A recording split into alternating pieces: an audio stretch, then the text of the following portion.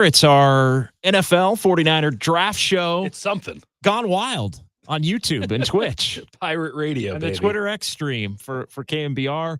49ers were on the clock right as we were about to do this thing, Dieter. That's right. But they made a trade. They made a trade with the Kansas City Chiefs. Chiefs move up to 63. Mm-hmm. Niners picked up a fifth. That was all just to move down one spot. So the Chiefs move up one. They pay a fifth to do it.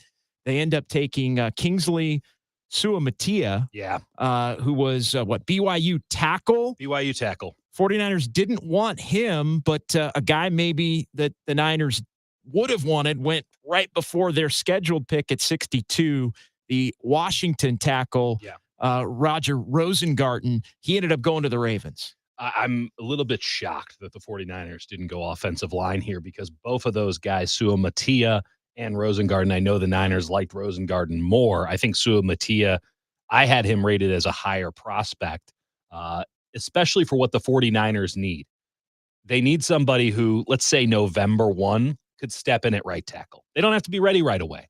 They need half a season, some serious work with the coaching staff, and then they could perhaps take over for Colton McKivitz on the right side. And then what they really need is a left tackle in waiting for whenever Trent Williams decides to hang it up, whether that be at the end of this upcoming season or beyond. You need to have somebody in the wings because you cannot have a need there going into an offseason, going into a draft. I thought Suamatia had the potential to be the guy who could be that future left tackle. He needed a year. He needed some coaching. He doesn't really know what he's doing yet out there, but he has the physical traits, the movement ability to, I think, be a really, really special tackle. I'm surprised the 49ers didn't see it the same way. I know that they liked Rosengarten. I know that they did because he was a high floor and maybe intermediary ceiling guy for them. I'm legitimately, doesn't surprise me that they traded down. I guess they weren't in on Suamatia. I'm surprised that given the way this draft has gone with all the trades so far here on day 2, that they didn't go up and get their guy. Yeah, because it seems like if there is a theme from day 2 and the 49ers pick is going to be coming in, so we'll have that for you here in just a second. That's the theme of the day, is everybody traded up and got their guy. Yeah. Basically, the theme of this whole second round. And why not? To this particular point in time. The 49ers on the clock currently at 64. They do the flip with Kansas City.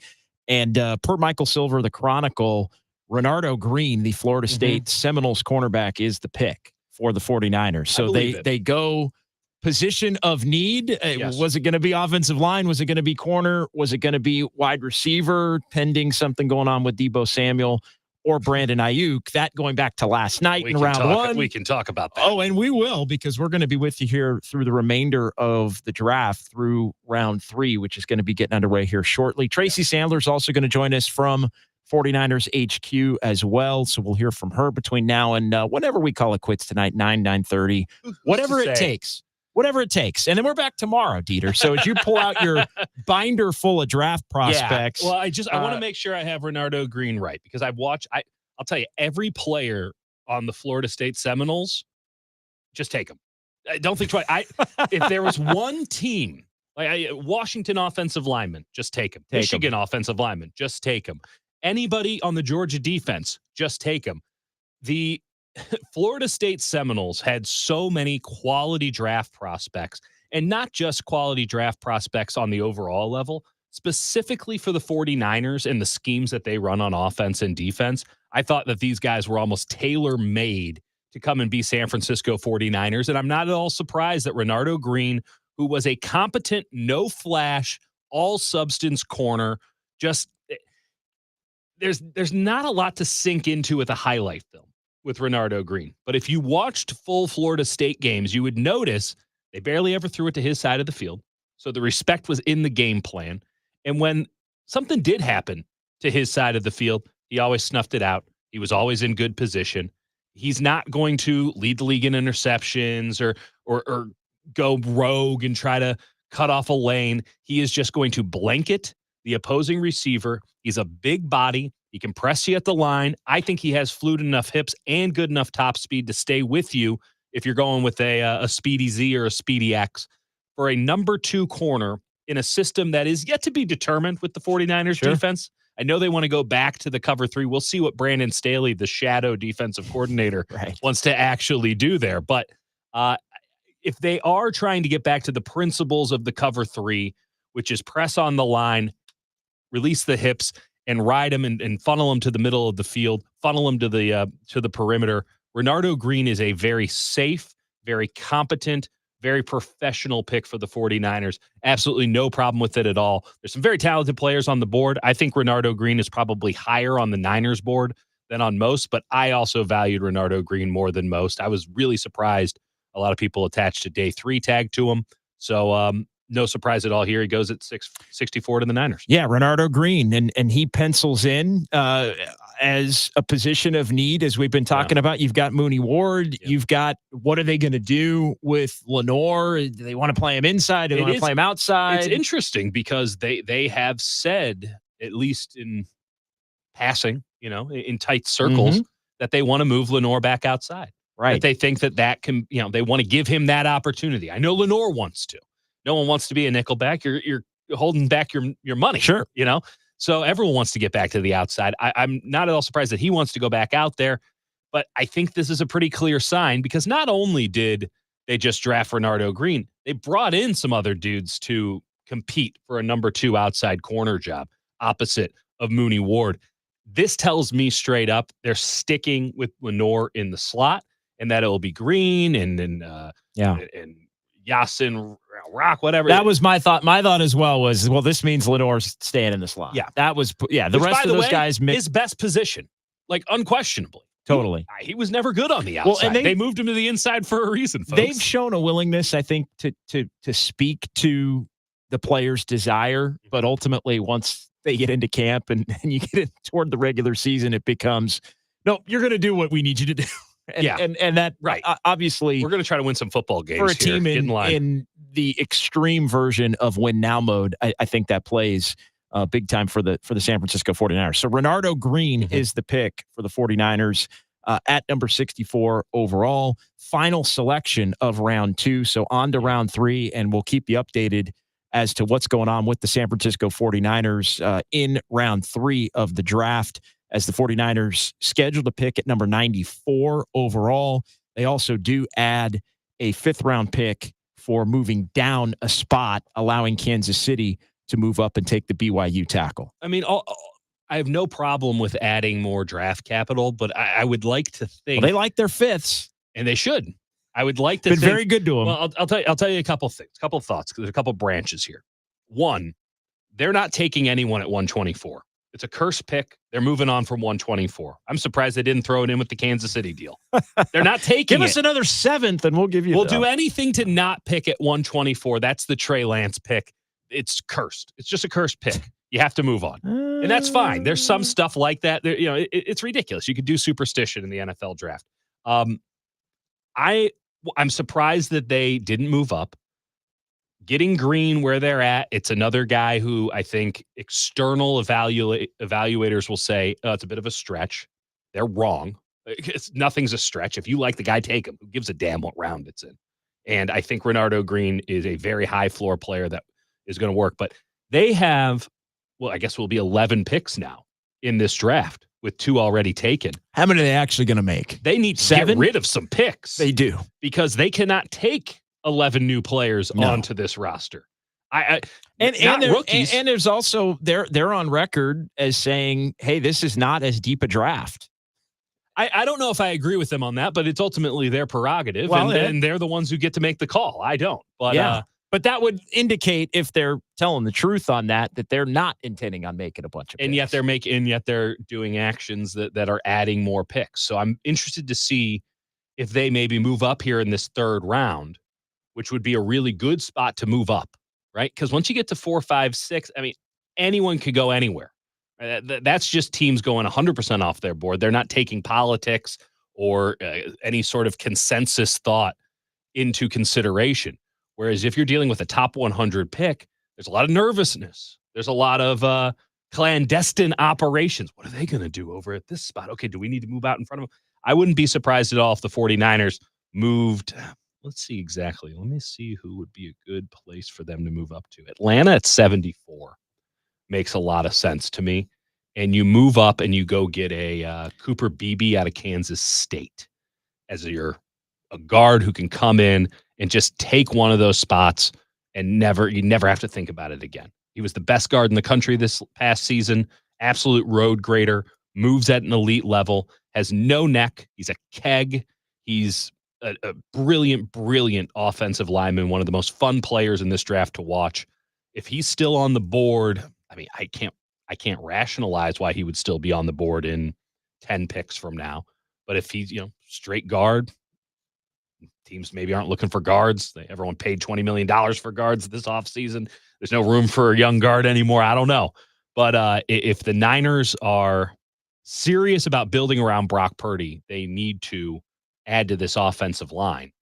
And while I don't disagree with either of the two picks they've already made, this is the time to do it. And they got enough capital to move up and get one of the really good guys. And I think Cooper Beebe's the best on the board. Meanwhile, just keeping everybody updated on what's going on as far as round 3, which is underway. The Jets have moved up to 65 in a deal with the Carolina Panthers. Carolina's been cooking. Carolina has been cooking, and looks like they're going to take a wide receiver coming up here. I just lost it on my screen. Braylon So Edwards, wait who's for currently speaking on the podium. By the way, Braylon Edwards, why would you bring up one of your all-time... Malachi Corley. Okay, so let's talk Malachi Corley for a second, because this was a guy who was consistently discussed as a possibility for the 49ers. One of the few players in this draft that I'll just straight up say I don't like. Okay. I don't see it. I don't see it at all with Malachi Corley. You're going to see some interesting highlights if you have on the TV in the background, or you'll see Malachi Corley highlights at some point here. The notion that he's the next Deebo Samuel is insulting to Deebo Samuel. That's my official stance on Malachi Corley. I was petrified that the 49ers were going to take him because he doesn't have the vision, and I don't think he breaks tackles, and I don't think he's got the wiggle that you need. What I saw when he played, it's the Sun Belt Conference USA at Western Kentucky. He did not make his competition, which is unquestionably lesser than, right? I'm a big mid-level football guy, right? Like mid-major football guy. And I love watching these players, but he didn't sun anybody. He didn't look like a man against boys. And that's what you need to be doing at that level. It needs to be so obvious that you're better than everybody else, because then you can reasonably expect them to be an NFL caliber, because it's a high enough caliber as is.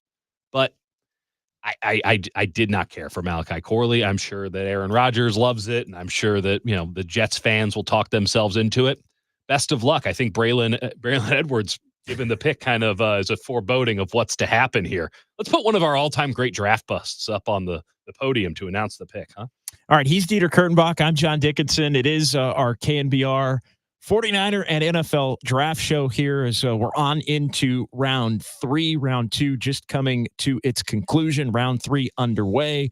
Of course, rounds 4 through 7 coming up tomorrow. Should let everybody know who's watching this on YouTube, Twitch, and the KNBR Twitter stream. We're going to be back tomorrow from 10 a.m. until 2 p.m.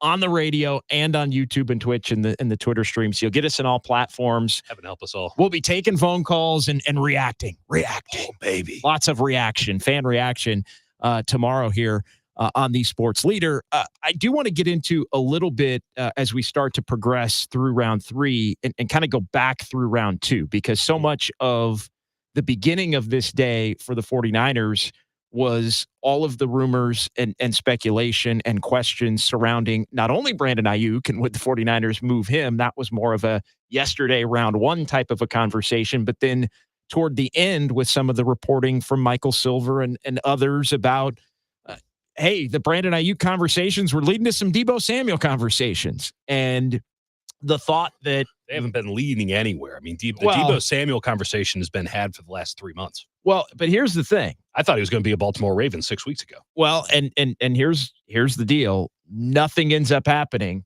as far as today goes in round 2. And just to kind of review, the 49ers running through, taking Ricky Pearsall at number 31 last night. That led to all right, could Deebo or Ayuk be on the move? Now, again, the Niners obviously looking for a first-round pick for Ayuk. Michael Silver reported he was told they're looking for a first-round pick for Deebo. They were. Even today. They still are, yeah. And so that obviously ship has sailed at this point. Silver also reporting that the Steelers had interest in trading for Deebo Samuel as well, but unwilling to meet that price.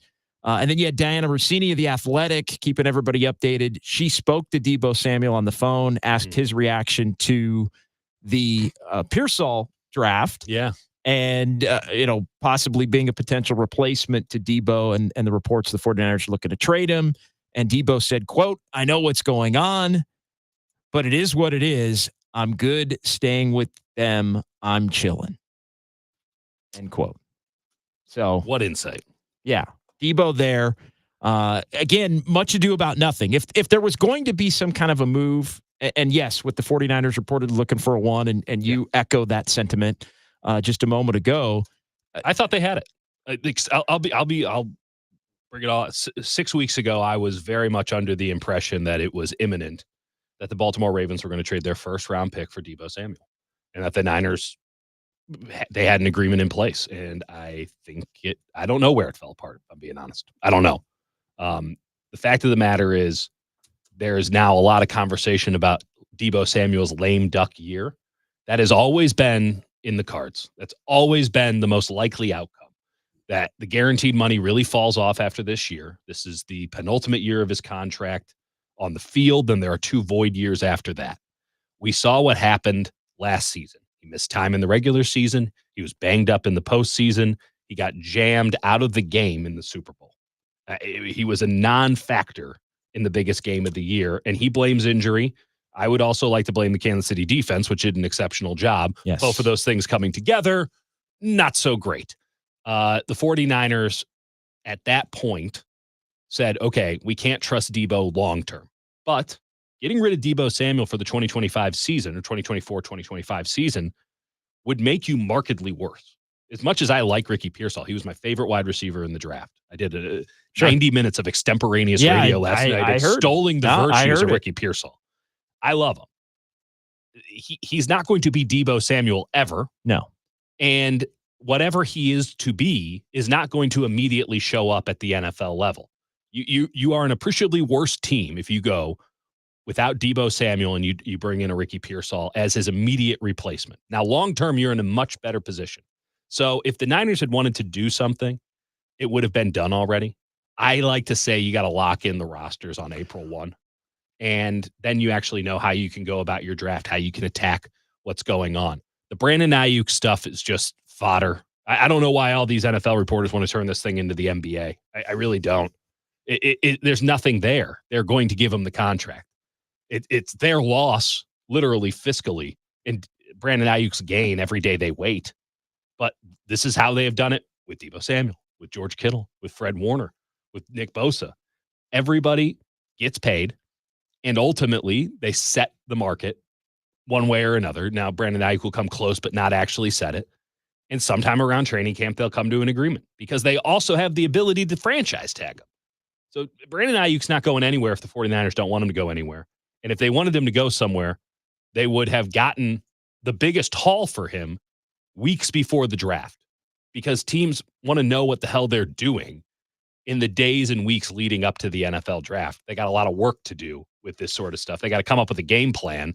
They're not going to just blow it all up at the last second because, we're going to run the Brandon Ayuk trade today. Could have done that 3 weeks ago. Yeah, and obviously when it got through round 1, I don't think anything was going on with Brandon Ayuk today.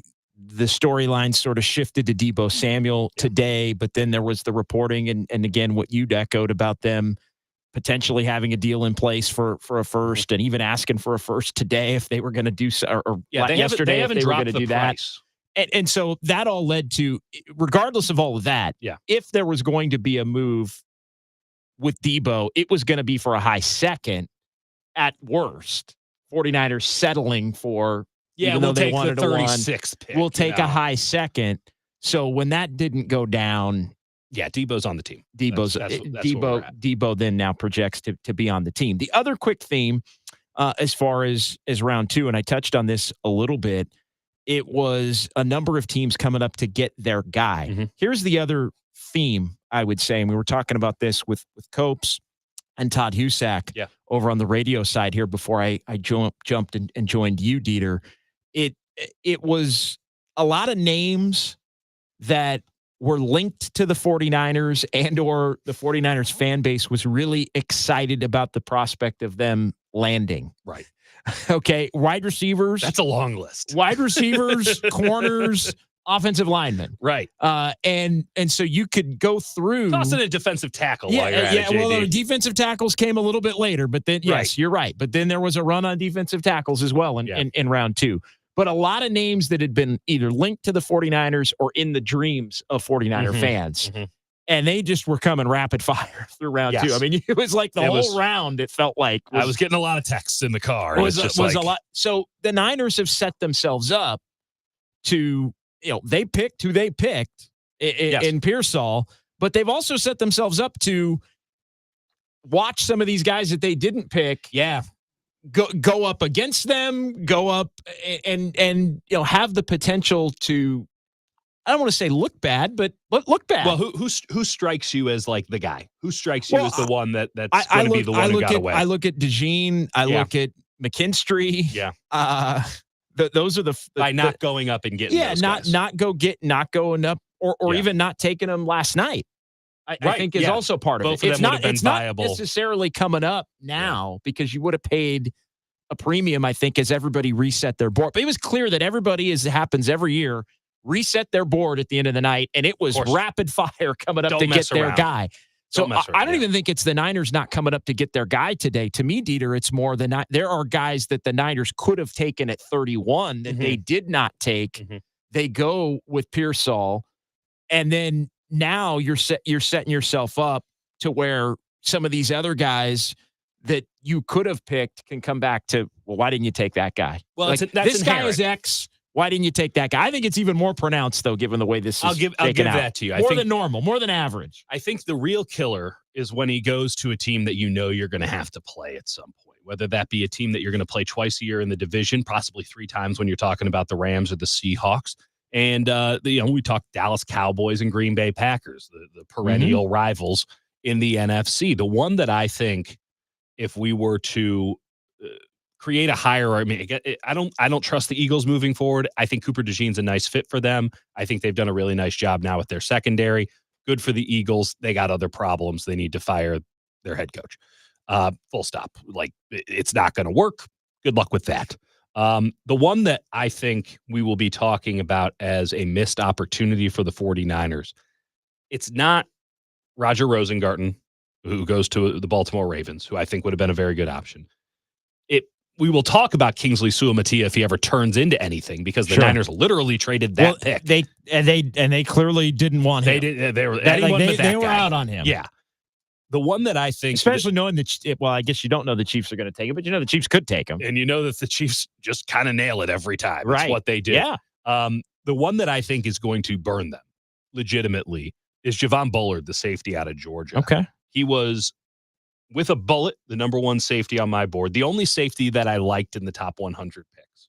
Full stop. He was a missile at Georgia, smart, instinctual.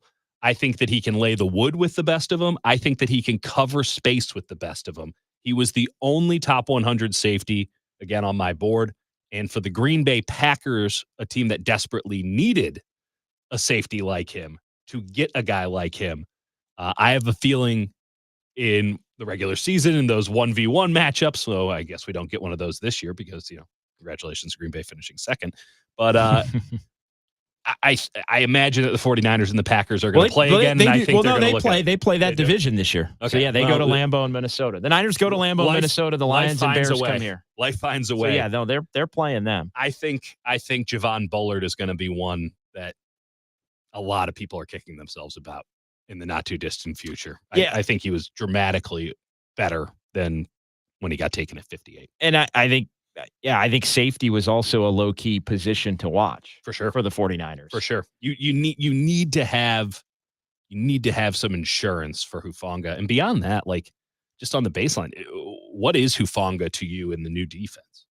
I suppose if you're doing the classic cover 3, that's great. Now he's effectively your Sam linebacker, which is really what he's always been. That's Probably, yeah. So that's good probably fit. a good It's spot. fit. Are you building an entire defense around the skill set of Talanoa Hufanga though? Like that seems aggressive. And I'm fascinated to see. It is interesting. I think it does tell us that they have a lot of faith in Hufanga, that they didn't go safety early, and that they went to corner, which, as much as everyone was talking a couple of months ago about that being a position of high need, I don't think it was as pressing as some other spots, particularly offensive line. Add an extra edge defender, someone who can play 5 technique, weak side linebacker that you can get into the competition there for Dre Greenlaw, who we don't know when he's coming back or what he'll look like when he's back.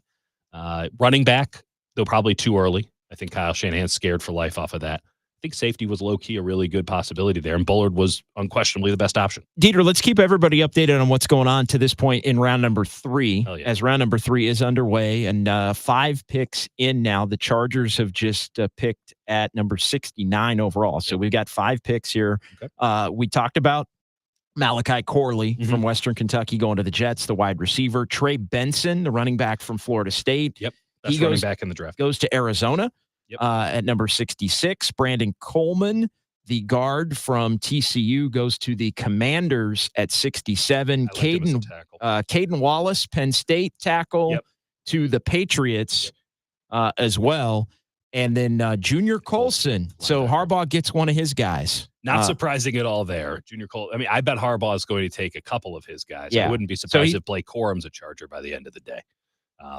Trade back up into the 3rd round.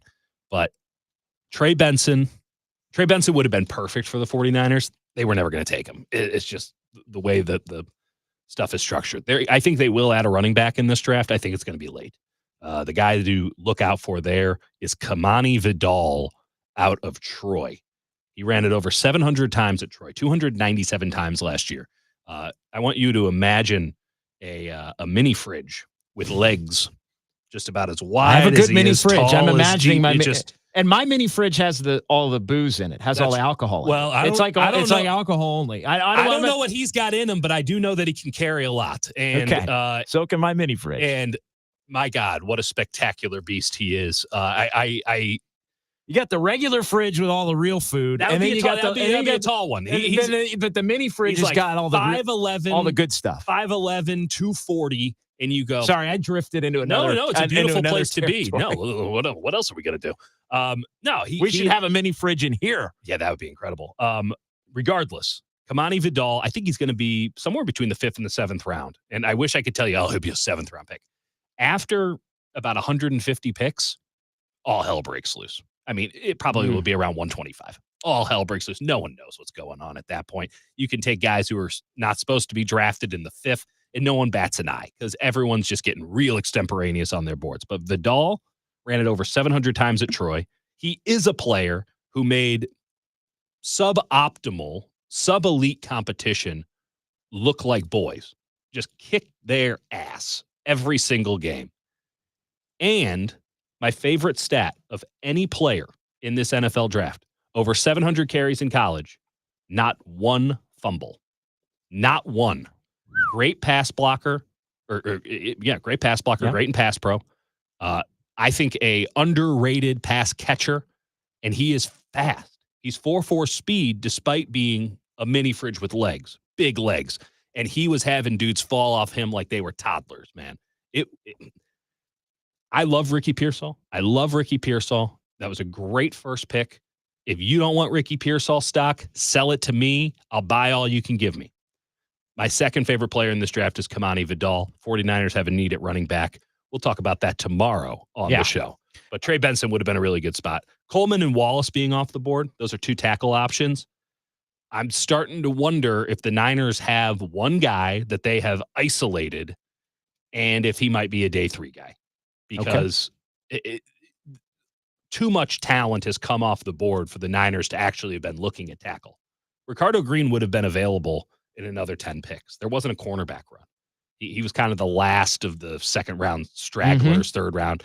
day 2 kind of guys. There is another corner, Andrew Phillips from Kentucky. He's a nickel. Just gone off the board. Good player. The nickel to the Giants at number 70. Again, we'll kind of keep you updated as the picks come in. We may get off on some different tangents. The 49ers still, 24 picks away, unless they move up. And that's the thing. At any moment, the Niners could pop up on the board and move up in the draft.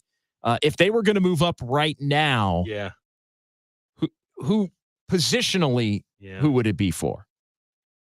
You can give me a name if you want. You don't have to give me a name. I know the binder. You got a bunch of tabs here. Show everybody the binder, by the way. I mean, just show it. You don't have to. Yeah. This is what I do when my baby goes to sleep.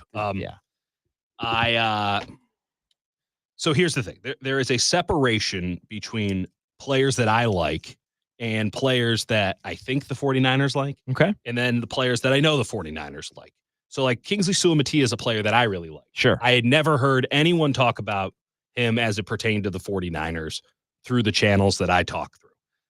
Tyler, I know that they were in on a Darius Mims. I know they were in on Tyler Guyton. I know that they loved Rosengarten. Patrick Paul out of Houston does have the physical traits to be a future left tackle. I'm not a Patrick Paul head at all. I'm not high on him. I don't think he moves well enough to be the starting left tackle for a team that runs an outside zone offense. That's my opinion on him. I'm further down on him. I would take him on day 3. I don't know if I'd take him in round 3. But seeing as the Niners have consistently taken a round before consensus for years now, I wouldn't be shocked if it was Patrick Paul. And then I'm not even going to try to say the Yale guy's name.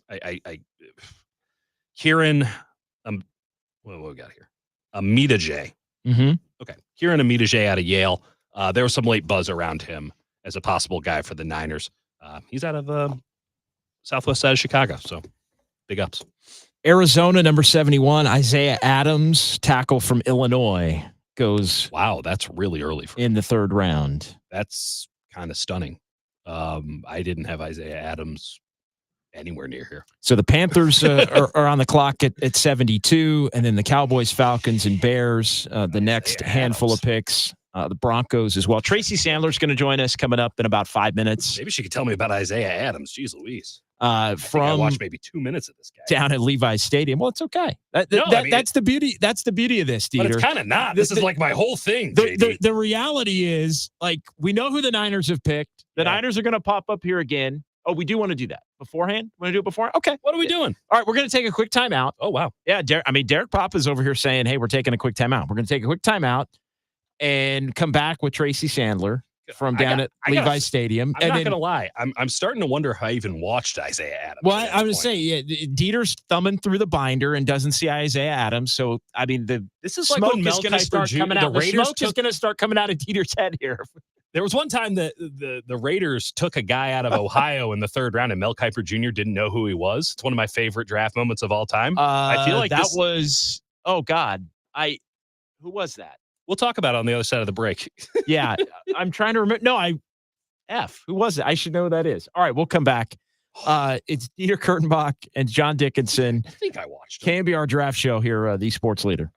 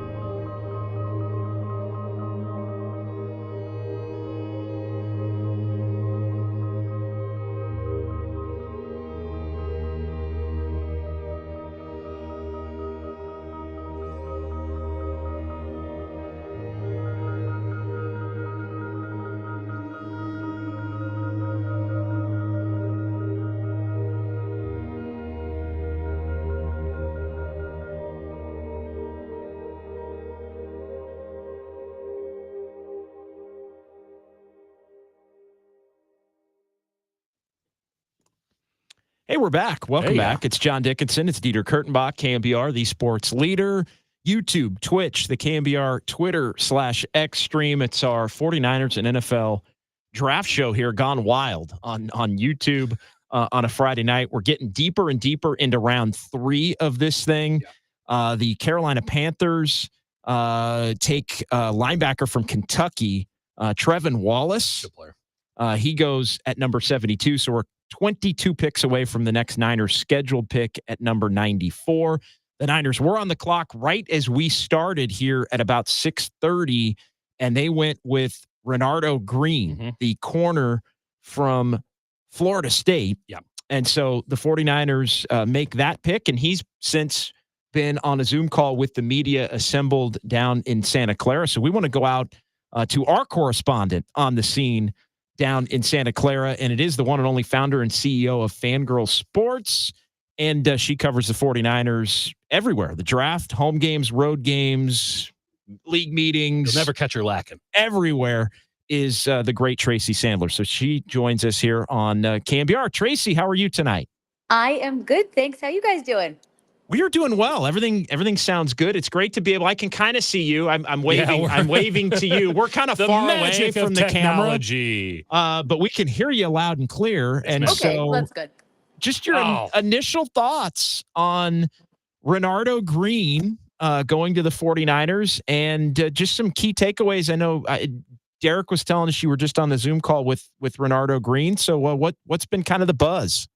Well, I liked his mindset. I liked his attitude. He said that he's pretty versatile. He said he can play outside corner, he can play nickel, he can play safety. So I think that's an interesting part of all of this is the 49ers try to figure out their secondary situation as they try to prepare for the future. There's a lot of things in this draft that potentially are preparing for the future because you have both Charvarius Ward and Deommodore Lenoir in the last years of their contracts.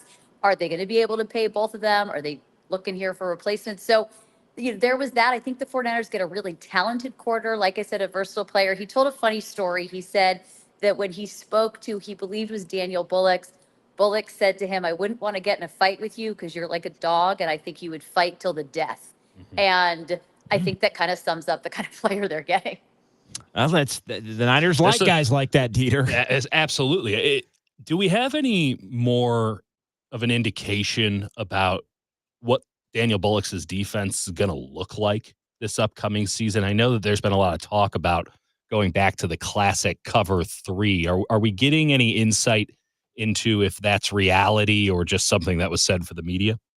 We haven't gotten a ton of insight into that. We haven't gotten a ton of insight even really how it's working with Nick Sorensen and Brandon Staley and what exactly Brandon Staley's role is. I talked about it on the Tracy Sandler show with Steve Weish, where Brandon Staley was going to be advisor to Kyle. Like, here's what defenses will be, looking at. How can you prepare? He'll be an advisor to Nick Sorensen. But we haven't gotten any full insight. We've yet to talk to Nick Sorensen since he was made defensive coordinator. We haven't talked to Daniel Bullock since, that change was made. So we're still waiting on that as they build this team. I think they probably will go back to their roots. It's something that worked for them. I think it was part of the problem last year, but we haven't gotten any true confirmation yet. I will say we have OTAs coming up, so I imagine we will probably talk to Nick Sorensen within the next few weeks. Keeping everybody updated, Tracy Sandler joining us from down in Santa Clara. Cooper Beebe goes to the Cowboys. That was somebody, Dieter, you were really high on. You called him the best guard in the draft. Just move up into the 70s and take Cooper Beebe, and there he goes at 73. I think you said 74. I thought you would have been one pick too late. I would have been one pick too late. That's right. This was how I felt about Mikey Sanders still, so I get it. I understand the pain. Tracy, remind us where you went to college. Where Mike? Oh, he went to the University of Michigan. You guys may not know this. They won the national championship. So I've heard from you. I have heard. Yes, you probably have heard from me many times. Yes. I think there's as many Mizzou players off the board as Michigan at this point. Well, the Michigan guys are coming. They're coming. There's going to be like 20 of them. There'll be a lot of them. Junior Colson just went to the Chargers, reunited with Jim Harbaugh. So they're moving. They're moving off that board. What have you made of the Chargers draft, Jim Harbaugh, and what he's been able to do? Because there's obviously some talent there. They have their quarterback, but there's a lot of guys who are I don't know how to put this kindly, old and washed up that are also with the Chargers. That was you putting it kindly? No, I just don't know how to put it kindly, so I said it the You way I should wanted hear to how say he it. talks to me, Tracy. Shut up. I could only imagine. What you made it? I mean, I'm sure you've been keeping an eye on your old friend Jim Harbaugh. Obviously, Sure not have an affinity or whatever you would call the emotions they have towards Jim Harbaugh. What have you made of the Chargers draft so far? Because it's an interesting spot, no doubt. It is an interesting spot. They have certainly challenges. As you mentioned, some of their players are, I'm going to say, mature. We're going to go with that. Well, they should in the league. mature themselves out of the Seasoned. NFL. They're seasoned. seasoned well, and mature. But I think so Pulled far he pork really just has. falling off the bone. I think he's had a good draft so far. I think the first pick was a great pick. I really do. The most Jim Harbaugh quote ever to come out of it. We look at offensive linemen as offensive weapons. It's like the most Jim Harbaugh quote ever. But honestly, I do think he's having a really good draft. They're not in a full rebuild, but they are in an intense retool. Is that a better way to put it? Oh, Yeah. I'm going to go with there's an definitely intense. some tools involved. Well, There's some tools. definitely tools. Look, So I think, Hey, the So- Niners in 2011 they had a lot of defensive talent. That's right. But I did not expect the turnaround Who that could've? we all. Who I mean, could've? I wouldn't put anything past Jim Harbaugh. I'm not even sure if it's reasonable to think that something like that could happen 15 years later, whatever it's been now. Like just the infusion of physicality and a mindset of tenacity. They could use that though with the Oh, there's Chargers. no like I think question they that's could. like that in and of itself might make Is that Tracy the worth Chargers a 5 10-win wins? team. I think Yeah. it might be. Maybe. Oh, I think Maybe. it's 10. I think they will do well this year. I don't know if they're going to have quite the turnaround San Francisco had then because, yes, they had a lot of defensive talent. They also had a lot of offensive talent on that San Francisco team and not just a quarterback. Obviously, Justin Herbert's a tremendous quarterback for the Chargers, but we're going to have to see how this receiver turns out. There's a lot of question marks over there, but I do think that this could be a 10-win team. And I just think this is what Jim Harbaugh does. He takes teams and he gets the best out of them. So he will get the best out of this Chargers team. I'm going to go ahead and say it. I think they go to the playoffs. Yeah, I would buy that. That's fine. I think you can make good money off of that. I would definitely buy that. I think they're a double-digit win team. They have, might be they 10. have the quarterback. I mean, They have the quarterback, They have the and coach. They're he's not going fighting. to clean it all up, Tracy. Harbaugh's going to clean the rest of it up. Mr. what he Hypothetical at does. quarterback and the most literal man on the planet at coach. We should see how that goes. Head coach and quarterback league. Fascinating combo.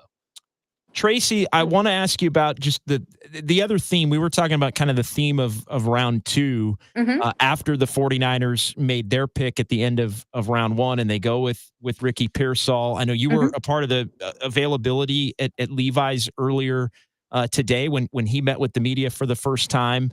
What did you think of him, number one? And then I also want to ask you a second part of that question just about him being the pick and then where it kind of left everything as far as today goes. But just your general thoughts speaking to Ricky Pearsall and being at that press conference.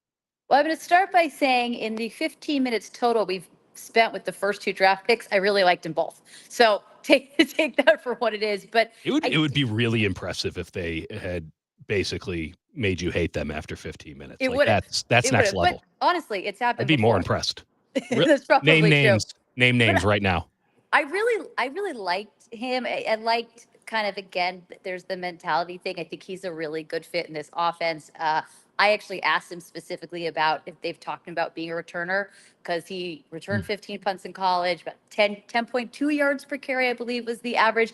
He said it's something he definitely feels like he can do. And it felt like he fit in this team and it was another offensive weapon. He's also really smart because he was asked who he would model his game after, and his answer was Brandon Ayuk. And I actually think there is a intelligence level to making that your answer. I'm not saying he didn't mean it, but it was, a smart thing to say. But, he feels like another very versatile player at wide receiver. There's a lot that he can do. And I think the more tape you look at and the more you learn about him, it was, of course, a surprise to people that that's who they took. You can see why Kyle Shanahan loves him, or at least likes him thus far. We'll see how the rookie season goes. Yeah. But you never know with the rookie. There is a wide receiver. vacancy in the doghouse. Yes, exactly. But so far you could see why they like him. I think he fits. And then to your second question, I think the pick made a lot of people feel like a trade was potentially imminent, to start the day. I don't think they got an offer that blew them away, but I think more than anything, the pick said next year they know they're probably not keeping Deebo Samuel and Brandon Ayuk. And so I would say they're probably not keeping Deebo Samuel. And you draft his replacement now. And here's something that maybe is a bit of a, maybe not a hot take, but a lukewarm take, but perhaps you're better off having this guy come in his rookie year, spend his first year in this offense. And then if he is Deebo's eventual replacement, he's now got a year under his belt other than, drafting a guy next year to be the replacement. So that's just a thought there. But I did like him. You can see why he fits. He's got a nice way about him, which will not win football games. But, I think our time with him just showed a smart receiver, and the tape shows a pretty good one. And you look at Ricky Pearsall more and more, and I mean, he fits with the other two. So if you're going to keep all three, like, they are really complementary of each other. He can play all 4 wide receiver spots, and I think can do it at a very high level. It's led me throughout the evening and grasping it more this morning and on in the afternoon to say, you know what, just keep them. Just keep them. Like, no, just keep all 3 of them. Oh, yeah. No trade. Well, ride it out. Going to. At this point, what are they going to? It would just say at this point, watch us get off this call. Well, it would have been done, right? That's what. But I would say at this point, they are keeping all 3 of them because. Yeah. You're not, what are you going to get for Deebo that makes it worth it? At the end of the day, this team wants to win a Super Bowl. Right. And getting rid of Deebo or Ayuk makes the team worse than they were last year. So therefore, this makes sense to me. And I think the other thing with this draft, because of where the team is and the position they're in, is they can afford to take a couple picks that can contribute this year. Renardo Green may become a huge contributor this year, I have a feeling, but who can contribute this year, but ultimately help them plan for the future. Because if they had done nothing, if they skipped the draft and skipped free agency entirely, they still just lost by 3 points in overtime at the Super Bowl, and it was still a heck of a football team that would have competed. Well, you made a great point earlier, Tracy, and something I've been saying for weeks now, which is that the goal of this draft isn't to fill needs, it's to replace veterans who are about to age out. You need to rebuild the foundation of this team like it's 2018, 2019 again. Right. This team's biggest Achilles. This was not a perfect football team last year. Obviously, they lost in the Super Bowl, but they were top heavy as hell. And we saw what happened when Deebo Samuel got injured. There was no one to replace him. Well, now they have someone to theoretically replace him. In just that scenario, they had a question mark at number 2 corner all year. I don't think that Renardo Green is immediately going to come in and take that job, but he could. So now you have an option there. Yeah, and they have multiple options. Right. You have a bunch of guys that you can throw in the mix. The question was, sorry to interrupt. I think the question is a little bit more at number 3 corner, because I think you had your 2 guys on the outside, and the issue was really at nickel. Then you think Lenore's going to go back outside? I think Lenore is going to be their nickel, but I'm just saying for last season, I think Lenore had to move in because of necessity because they were having a CB3 issue. But I think that they're going to end up with one of either the free agents or Green on the outside and Lenore being their nickel for sure. But I think, last season it was more CB3 than CB2. But you know what? That's just me, and that's why we all get to have an opinion. And that's just the other outside corner, whether it was Ambry Thomas or Jason Verrett showed up for a game, did he not? Like, then tore everything he only again. played like a snap. Yeah. I think essentially you had a situation where once they came back from the bye, they were moving Lenore inside and they put Thomas on the outside, and it was, other than 2 plays, it was a disaster. That's right. So you now have more options there. And a lot of folks I know Niners fans have been hell-bent on upgrading the offensive line. I think that the fan base's opinion on the offensive line and the 49ers' internal opinion on their offensive line has been pretty disparate. That said, I think I side with the fans here and agree that they should go on offensive line. And they've kind of been getting their butts kicked with a lot of good offensive linemen coming off the board here. Where do you think they go next? Where do you think they go up next with their next pick, position-wise? I think if there is somebody on the line that they like, I think it's good. I think it is. I mean, DeMar Glaze, who, by the way, great name. I cannot fathom. The Raiders need to be disbanded and rebuilt from scratch. They have made 3 awful picks. I will talk about that later on in the show. Yeah, he goes 77. I was talking to our man Jake Hutchinson, who earlier today, and he's like, "Have you watched any Delmar Glaze?" And I said, yeah. And I then kind of like him. no. And then I said, yeah, I turned it off. He goes, this is the worst prospect in the draft. The worst in the draft? I mean, it was hyperbolic, but he's not far off. Taking him in the third round is malpractice. I don't know how Tom Tedesco got another job. I'll see if he'll get a third because he's not going to work in this one. Yeah, Tracy, what I wanted to get in, and this plays as far as no, the next pick. No, look, it's another tackle off the board though. When Delmar Glaze is going, there's no more tackles to be had. Well, I don't think it's going to be a tackle. I think they're going to have to take. Yeah, I don't either. I think it's going to have to be a guarded. I think they're going to have to see what they can do and figure out. Because the thing with this class is, it's an interesting class. It was deep offensive linemen, but tackle-wise, your best guys were going to go relatively early. And Delmar Glaze goes in the middle of the third. Delmar Glaze, who does have a fantastic name, by the way. But that's Delmar Glaze be like a 5-time All-Pro. That's why I think if they were going to trade, if like someone had come to them with like, we'll give you a top 10 pick for Deebo, which I don't really think was going to happen, I think they would have gone tackle. I mean, if they were going to do that, those guys are gone now. So they are going to have to address the line.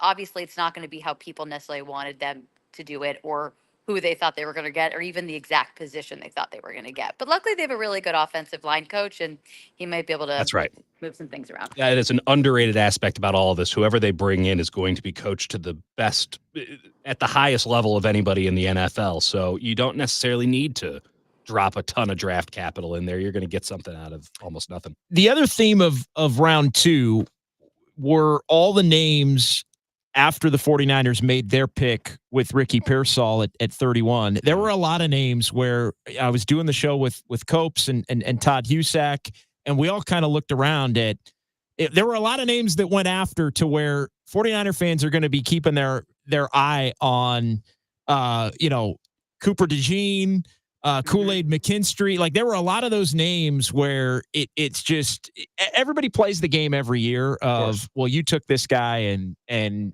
this other team wound up with this guy. But the second round was littered with players who were linked to the 49ers that went anywhere between the Rams on down to where I don't want to say the Niners are set up to get burned, but I do think there's a little bit of an added pressure on Pearsall to be productive. And a lot of people are going to be watching, especially I think the two corners that I mentioned as far as how successful they are, because I think there's a good chunk of the Niner fan base, Tracy, that looked at it as just take the corner there. If you can't get the tackle and you're keeping both wide receivers, then just take the corner because that's the other position maybe of greatest need.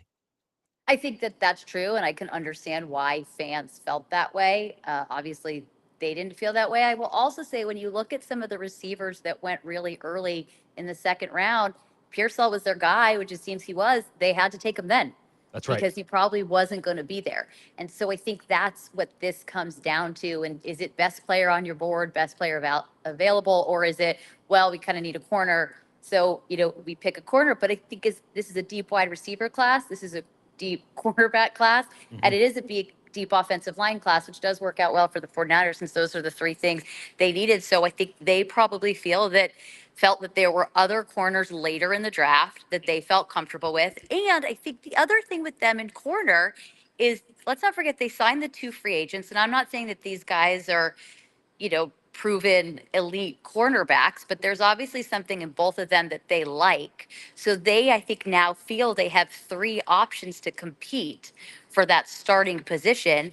And in a worst case scenario, you put Lenore and Ward on the outside, and then you just move Lenore in on those certain packages and you deal with it. But I don't think that's going to be the case, because I feel like they felt like they have a good guy. And we'll talk to John and Kyle a little bit later tonight, but they felt like they have a good guy in Green, and they have these two free agents. And Isaac Yodom is someone they like a lot. Yeah. And it's someone who's ascending.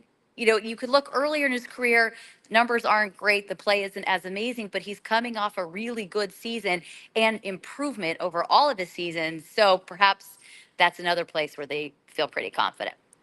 Kalen Bullock goes to the Texans USC at number 78. safety. Yeah, the safety from USC. Good player. I didn't have him as a top 2-day pick. I think that he's got range. I question a lot of his instincts. Safety and corner are such a difficult position to evaluate because so much of it is scheme dependent, and so you just don't know how much of it transfers. Plus, college defenses are an abomination outside of, here you go, Tracy, Michigan. Exactly. Well, except for one. Well, in my school this past year as well, I mean, there were like 5 good college defenses. We're representing 2 of them here today with Missouri and Michigan. True. I was not a big Bullock guy. I think Malik Mustafa out of Wake Forest is a better prospect than him. And frankly, given the way that this draft has gone, I'm having a hard time figuring out what position has sort of fallen by the wayside because we're on to, I mean, oh my goodness, we're on to midday 3 tackles already. Mhm. I think the position that's fallen by the wayside is tight end. And running back. I think there's only been one Running back. so far. Running back always is going to fall by the wayside. That's just the modern game because I wouldn't be stunned. I think Cade Stover's still going to be on the board for the 49ers here. Think they could go tight end? That would be a really good pick for them. I think they will go with who they think is best. I don't think that they're. What if they went with someone that they didn't think was best, just to go weird and just get exploratory? They could use a That would tight be end, though. amazing. They could use another tight end. They could use. We don't another like tight this end. guy, but why not? You know, let's I take think a they chance. could use another tight end. And again, in terms of planning for the future, Yeah. That's what this draft is, and I think they're in the position of they don't have to say, well, we really feel like we need to upgrade the offensive line, so we're just going to go with the guy who's there. So even like when I say I think they'll go with who they think is best, I think whoever is their best player on the board, no matter position, that's the direction they're going to go. And tight end wouldn't surprise me at all, especially because their tight end is so integral to the blocking game. Right. That I just don't think this surprised me. And again, like Dieter and I are talking about, planning for the future. Yeah, and they lose Warner, and obviously Kittle's not getting any younger. They tried to sign the guy from Detroit. His name is escaping Brock me. something. Yeah, Right, Brock Right. right? Yeah, Right. and They're trying to assemble all the Brocks like the Infinity Stones. and they matched the restricted free agent offer. Got a Rock and a Brock and a. With all of the pick, and the Niners picked up Tracy another pick when they flip flopped with the Chiefs to allow the Chiefs to come up. It's a lot of picks the 49ers still have left. More picks than I think potential roster spots at this point. A lot of guys are getting cut right now, Tracy. Yet we just I think that's true. Yeah, I mean, we were just talking about Ronnie Bell, come on down. Ability to move. Let's not. Shots fired. Let's not cut Ronnie Bell. I think Ronnie Bell still has got an cut opportunity. yesterday at pick 31. I don't think that's true. And they took 6 wide receivers to start the season last year. I wouldn't count Ronnie Bell out so fast. How many of them made it to week 3? I mean, it was Danny Gray was on the team. I saw him Gray 3 was- times. Danny Gray's done. It was Deebo Samuel, Brandon Ayuk, Juwan Jennings, Ray McLeod, Ronnie Bell, and Danny Gray. Okay, well, Ronnie Bell might be in just by necessity at this point, but Ricky Pearsall just took his job. Because Danny Gray didn't have a job. I would say he's still ahead of Danny Gray. Well, I think that Danny Gray probably does not have a job, and I think Ronnie Bell is going to make it in. And I also think Ronnie Bell, there were places where he showed some potential. I know my Michigan goggles are showing here, guys. I'm not going to sugarcoat that at all. I'm just saying I wouldn't write him off so fast. I mean, Trent Taylor's in the mix now. I mean, who's going to... Oh, I forgot about that. Who's about to lose their job to Trent Taylor? Well, Trent Taylor's on the team.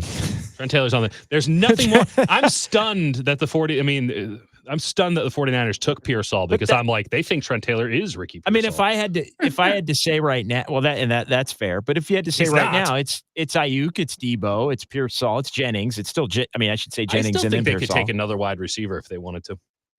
Oh, I think they might do it just to do it for fun. You want me to throw you a name? I'll throw you a couple names. I want to hear your thoughts on them. And you can tell me if you haven't seen them, because trust me, there was a Illinois guard a second ago. Haven't seen him. I'll just tell you, I haven't seen him. How about Aeneas Smith out of Texas A&M, Yak Monster? They do love a Yak Monster. I know you know about this guy. And this is one of my favorite prospects in the draft. Probably too early, but tomorrow. And we'll talk about him tomorrow at some point. But I want to get your thoughts right now on Cornelius Johnson, the Michigan wide receiver. 6'3", 212 pounds, big body. I thought he had really good hand. I think that he's dramatically underrated.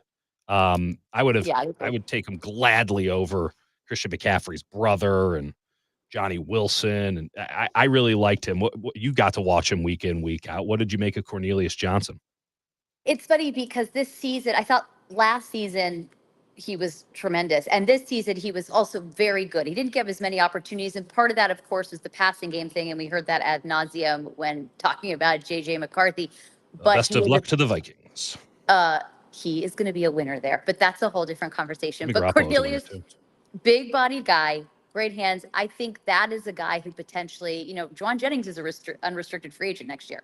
Cornelius Johnson has some of those traits that I think could potentially replace Juwan Jennings. I don't know if they're going to go receiver. Again, I think, we'll see where they are later in the draft. Yeah. We'll see. This interesting draft because after round 5, mid-round 5, it's not like past years, things go downhill kind of dramatically. And, John Lynch talked a lot about that the other day with NIL. But I think, what kind of say, I just don't know that they're going to take another receiver. But if they were, I think Cornelius Johnson does have some of those Juwan Jennings tendencies. That's why I'm surprised they still have so many picks on the board. Right. Like they went out of their way to say, yeah, this draft isn't deep. No. And then just NIL's ruining college But remember, football. Everybody knows that about this draft. So yeah. In order to get rid of some of those John picks, Lynch loves to lie. Find people to take them.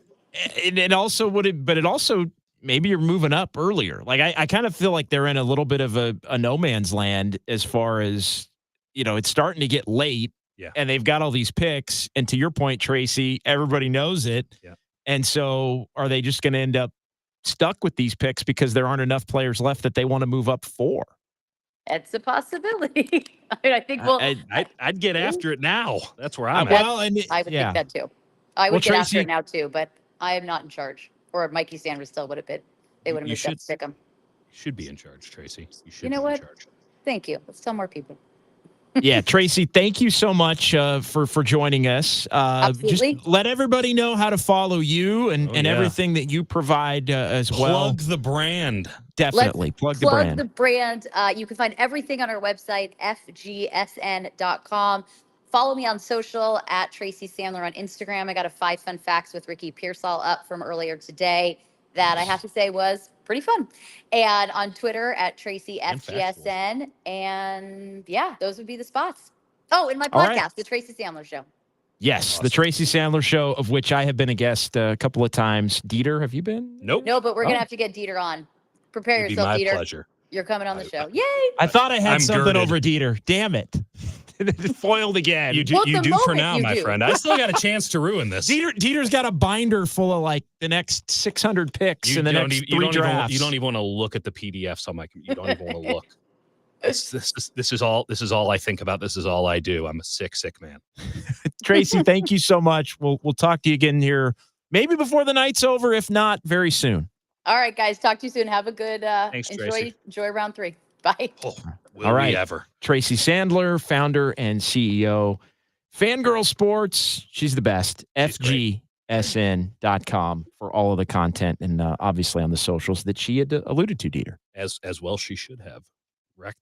Did the brand. The offensive linemen, I mean, they're all gone. They're all gone. Yeah. They're taking all of them. Yeah. Christian Haynes just went, by the way, guard. I wasn't a big fan of Haynes. But he's another offensive lineman off the board. He fits that criteria. Position. He fits that criteria. Position. He is an offensive lineman off the board. I can confirm that. That is a fact. My sources confirm that. There are 2 viable day 3 picks at tackle left, which is a stunning. I mean, and I'm pushing a couple guys up here. Javon Foster out of the University of Missouri is an option. I don't like him for the 49ers scheme. I think that he is slow and kind of doughy. But he anchors like a cruise ship. I mean, you don't move him. So there are worse things to hang your hat on if you're an offensive lineman than the ability to just hold the line. And we have seen with the 49ers that that's not necessarily what they've been able to do. They're really good as a run blocking team, and they build around run blocking as a priority. Maybe they do need someone, even if they're just coming in as a swing tackle, to be a great anchor. So Javon Foster from Mizzou. We have a tight end off the board. Who would lose? We have a tight end off the board. Oh, wow. Go ahead, let the people know. That's Tip Riemann, tight end out of Illinois. Tip Riemann, I should stop talking to people in the NFC No, West. it's fine. That's what needs to happen. I'm giving away good picks. I'm giving them away for free. Oh, so you like that? You like him? Tip Riemann was a guy who, as of 3 weeks ago, was a round 7 pick. As of 3 weeks ago. Wow. And what changed? You No, I'm not taking full credit for it. No. 4 rounds. I mean, legitimately, here's the deal with Tip Riemann. Tip Riemann is, I had him as the late round option that would have fit the 49ers. Here's what we're talking about with Tip Riemann. An athletic freak, absolute stud. If you watch his game film, you'd have no idea. No idea at all.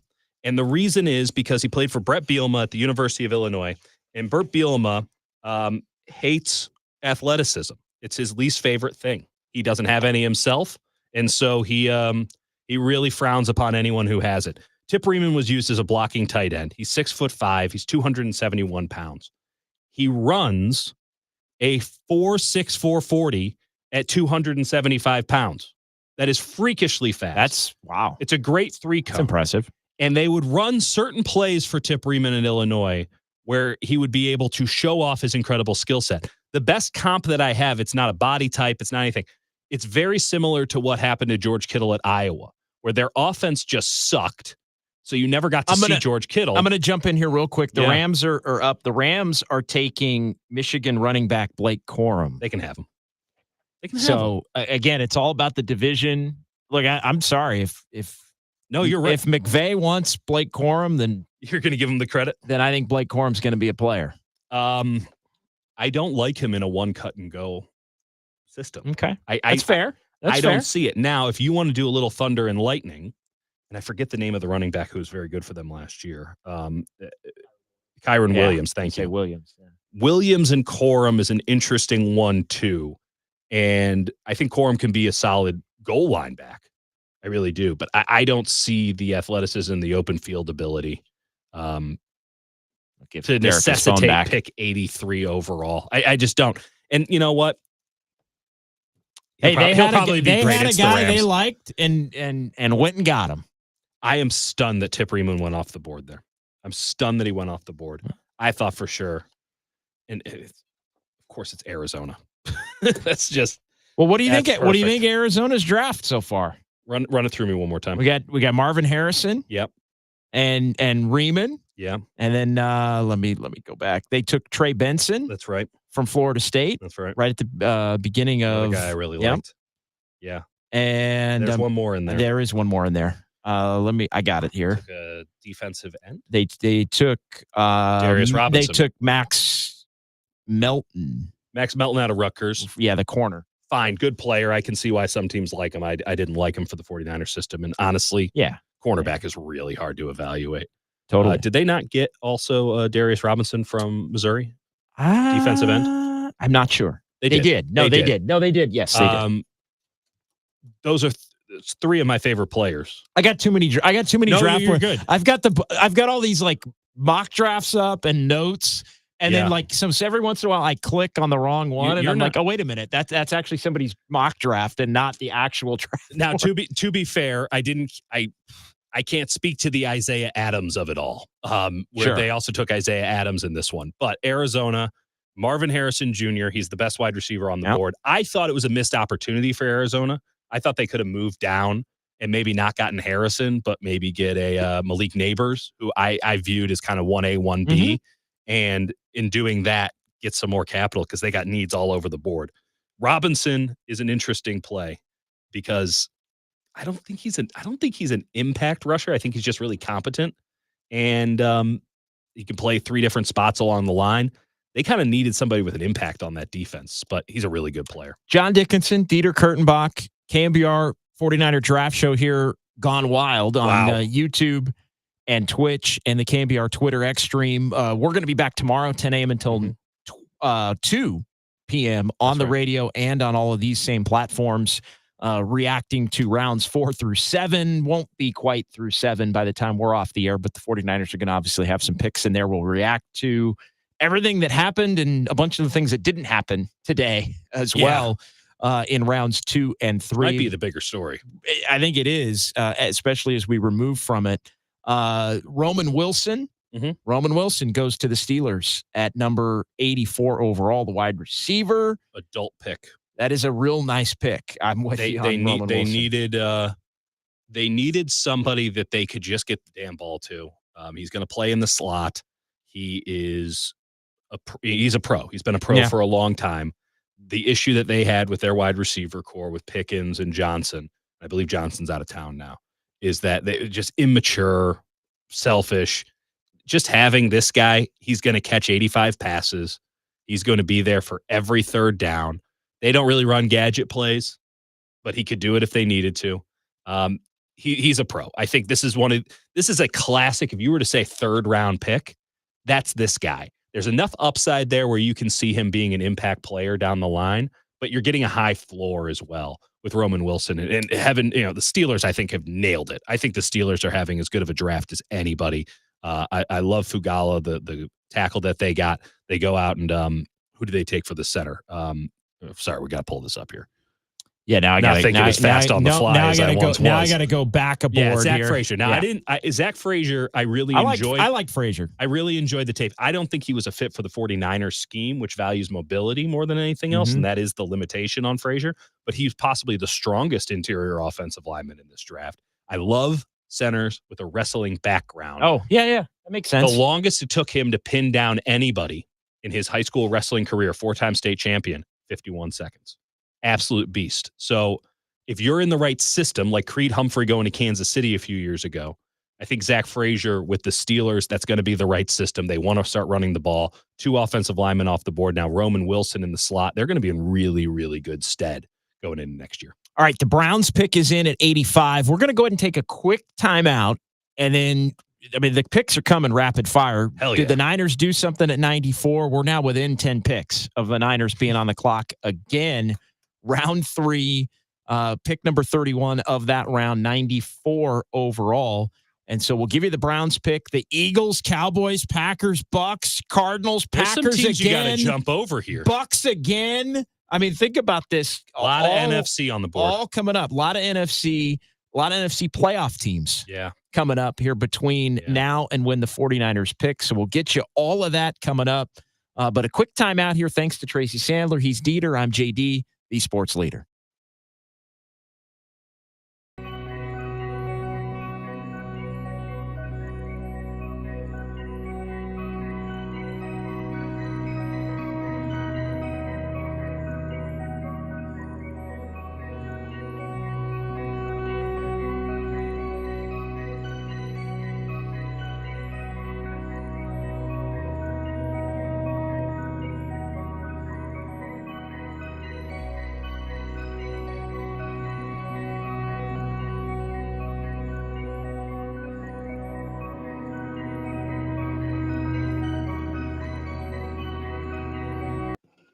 Let's do this thing. Kill the break. Dieter went. I don't think he paid for this, Larry Bloomhagen. I think he'll pay for it later. Out of the check. He needed some caffeine.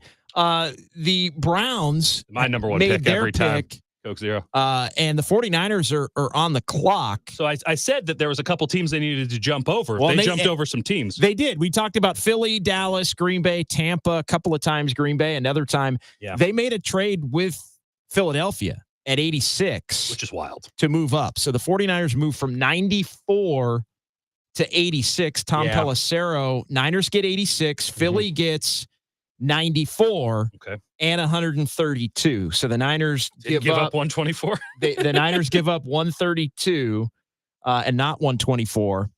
132 and 94. Okay. Correct. That's good value for the Niners. 132 and 94 to move up 8 spots. So the Niners have their eye on somebody. Who's it going to be, Dieter? There's a difference between who I would take and who they're going to take. Well, quickly, who would you take? Who would you take? I would take Cade Stover, tight end out of Ohio State. And I love that pick. They're going to take Theo Johnson, the tight end out of Penn State, who I believe is still on the board. Okay. That's And who why? they're going to take. And explain the difference why. I know you talked about Stover a little bit earlier. Stover's competent at everything. Stover's one of those good guys. I like Stover. And again, I'm kind of I saw Stover and I thought, you know what I mean? Like I'm kind of that when you watched guy. an Ohio State game, Yeah. you found out who Cade Stover was. He's a good player. I'm like, yeah, he's a Unquestioned. good player. I'm pretty sure Theo Johnson is still on the board. And if Theo Johnson is still on the board, they're going to go with him. 6'6", 260 pounds, 4.57 40-yard dash, 80-inch wingspan. He's an athletic marvel. It never translates. By the way, Zach Zinter center and guard goes to the Browns. That's a great pick for goes them. to the Browns at 85. So the Niners are now on the clock at 86 as they make that trade that we've mentioned with Philadelphia. And Zinter would have been a really good option for the 49ers. I talked about Cooper Beebe earlier in the show. The only other guard who could make the argument for being better than him was Zach Zinter. The reason that he is available or was available at 85 is because when they played Ohio State, his leg exploded. There's no nice way to put that. He broke his tibia and fibia. So there were some concerns. I think he would have gone much earlier than this. I think Beebe had some athletic concerns, and Zinter was going to be the number one guard off the board. Okay. We have a report from Jordan Schultz as to who the pick is going to be. Tell me. Who's your number one offensive tackle right now? My number one offensive tackle. I mean, Paul out of Houston. It's not him. All right. Jordan Schultz, Dominic Puni. Oh, I don't like him. From Kansas. No. According to Jordan Schultz. He's Schultz. Not a tackle. He's a guard. Okay. He could probably play center. Okay. Versatile. Schultz had him listed. So Schultz had him listed as a tackle, but he's not a tackle. He's not a tackle. Okay. He's a guard. And well, then that actually makes sense. He's fine. 6'5", 313 pounds. Kansas was a really good team this past year. They have a lot of good prospects. Not a good anchorer. And that's a bit of a concern for me because that's the issue that the Niners have at that position. And he's not as mobile as probably he should be if he's not going to anchor. So I'm not going to lie. I don't like this pick. 6'5", 300 pounds. Yeah. But a 5'3", 540-yard dash. And I know that people want to roll their eyes about the 40-yard dash and stuff, but like it does matter for 49ers offensive linemen. They got to be able to get out and go. And they do. I'll say this about Puni. He's 24. He's older. He was a leader on Kansas. Also listed on the ESPN as a tackle. He's not a tackle. So did he not play tackle? He played tackle. Okay, he played tackle, but he projects to be a guard. Well, I mean, I'm looking at the I don't think that he can be the 49ers' next starting left tackle. Can he be their next starting right tackle? Maybe. Because it's not a high bar. Because I think that's the question. I know everybody, I'll just jump in on that. I know everybody is thinking you got to get Trent Williams' replacement, and maybe you do sooner than later. I don't think he was available. Right. Maybe you do sooner than later, but it doesn't mean you had to do it tonight, and you weren't going to be able to do it tonight, to put it more bluntly. So to me, it's not even can he be their future starting left tackle, because your future starting left tackle may be somebody you get next year or the following year. Can he be a right tackle? Can he be an upgrade at right tackle? He's really reminiscent of Colton McKivitz. Well, I mean, he's kind of the same guy. And listen, the 49ers value players differently than I think people from the out. We don't have to live with them. Okay. We don't have to go to work every day, talk to them, go through meetings with them. They very much put a premium on character and get alongness that I think other teams sometimes overlook, and perhaps to their detriment. Maybe the 49ers have it right. Maybe they have it wrong. And I'm certain, given that everything that I saw with Puni, it didn't strike me as somebody that they should take. Clearly, this is one of their gold helmet guys. And for better or worse, those have worked out. You said it yourself. They have their own internal. They do their own thing. They have their own internal way that they look at offensive line play that is dramatically different from fans, media, and even a lot of the experts. Yeah. So, and I don't think they view right guard and right tackle specifically as positions where they need immediate and massive upgrades at the level in which others do. So, Well, like bringing a guy in, like yeah. bringing a guy in, like, and again, I know you already said you disagree, and that's fine. You can I double would have down gone. on that. I would have gone elsewhere. I think that the value still would have been there at tackle. I think the value really was there at tight end, and it seems to me as if a tight end run is coming, and that the Niners might want to get back into this third round to get a Cade Stover. Well, that's where I'm at, and they have the ability to do it because they've got a lot of picks coming up tomorrow, and they even added a pick for tomorrow tonight when they traded with the Chiefs at the end of round 2. Listen, Tip Riemann was a guy that I thought was going to be there at 150. Okay. I just didn't think that there was enough buzz around him. People I talked to in the league, when I would say, you know who I really like? I really like Tip Riemann. And they would go, oh, we're not really all that. Like, not that they would say that he sucked or anything. They would go, like, we haven't spent that much time on Tip Riemann. He was kind of there were a couple of teams, Arizona not being one of them, that I talked to, and they didn't know. They didn't know that much about him. And that was earlier on in the process. And much like a Ricky Pearsall, I'm sure he was a guy who a scout just really, really loved, passed along the things that he really liked. More and more people cross-checked it. And everyone came across and saying, oh, we kind of missed this guy on the first go-through. But you only need to get it right for the last go-through. And if Tip Riemann is off the board, that means that, Ben Sinnott out of Kansas State, the tight end, would have been a really good option. He goes to Washington. They're going to try to run a lot of the same stuff the 49ers are going to run. I think that he'd have been he would have been and he would have been a great number 2 tight end, the way the 49ers use their number 2 tight end. I think Cade Stover is one of the few guys available who can be your number 2 tight end week 1 of this upcoming season, because, by the way, they don't have one. Yeah, they don't have one at all. They don't have one. They don't have a number 2 tight end in an offense that kind of uses the number 2 tight end far more than the Raiders are going to use it. And they got 2 great tight ends now. And he can reasonably fill in for George Kittle should George Kittle get injured, because George Kittle's played a lot of hard football, and I'm pretty sure he's been playing with a torn labrum for the last 4 years. So who's to say that George Kittle is going to get through 17 regular season games? That seems pretty implausible to me. They don't have anyone to back him up who can fill his role, much less someone who can play the other role that is tight end too. Kate, you need a really good tight end who can do both of those jobs. You can get a blocking tight end later on in the draft. You can get a guy who has the athletic upside to maybe be your number 1 tight end in 2025. And my thought there coming off of that is maybe they're just thinking they're going to get the blocking tight end at the end of the draft, and it's kind of okay. And I'll throw a name at you here. All right, nobody else is really going to care. We'll take our blocking tight end, and with one of our last picks. This is the big thing that happened with Tip Riemann off the board. Tip Riemann was the only early day 3 guy that made any sense. There's a big drop off after him. Sure. He's already off the board. The fact that he went off the board before Stover was really interesting to me. Okay, so now you still got Stover. I think Wiley is still on the board out of TCU. Theo Johnson out of Penn State, who is an athletic marvel, but when you watch him play, he's totally forgettable, to the point where you have to dig deeper to see why it is he's even considered draftable. And then you look at his combine numbers, you go, oh yeah, that's why. But it's not as if they didn't feature him in the offense. That Penn State's offense was not archaic at all. He just wasn't a very good football player for them. And it's kind of hard to make the bet that he'd just somehow get to the NFL and become a really good football player when he couldn't do it in the Big Ten, despite having all this athletic ability.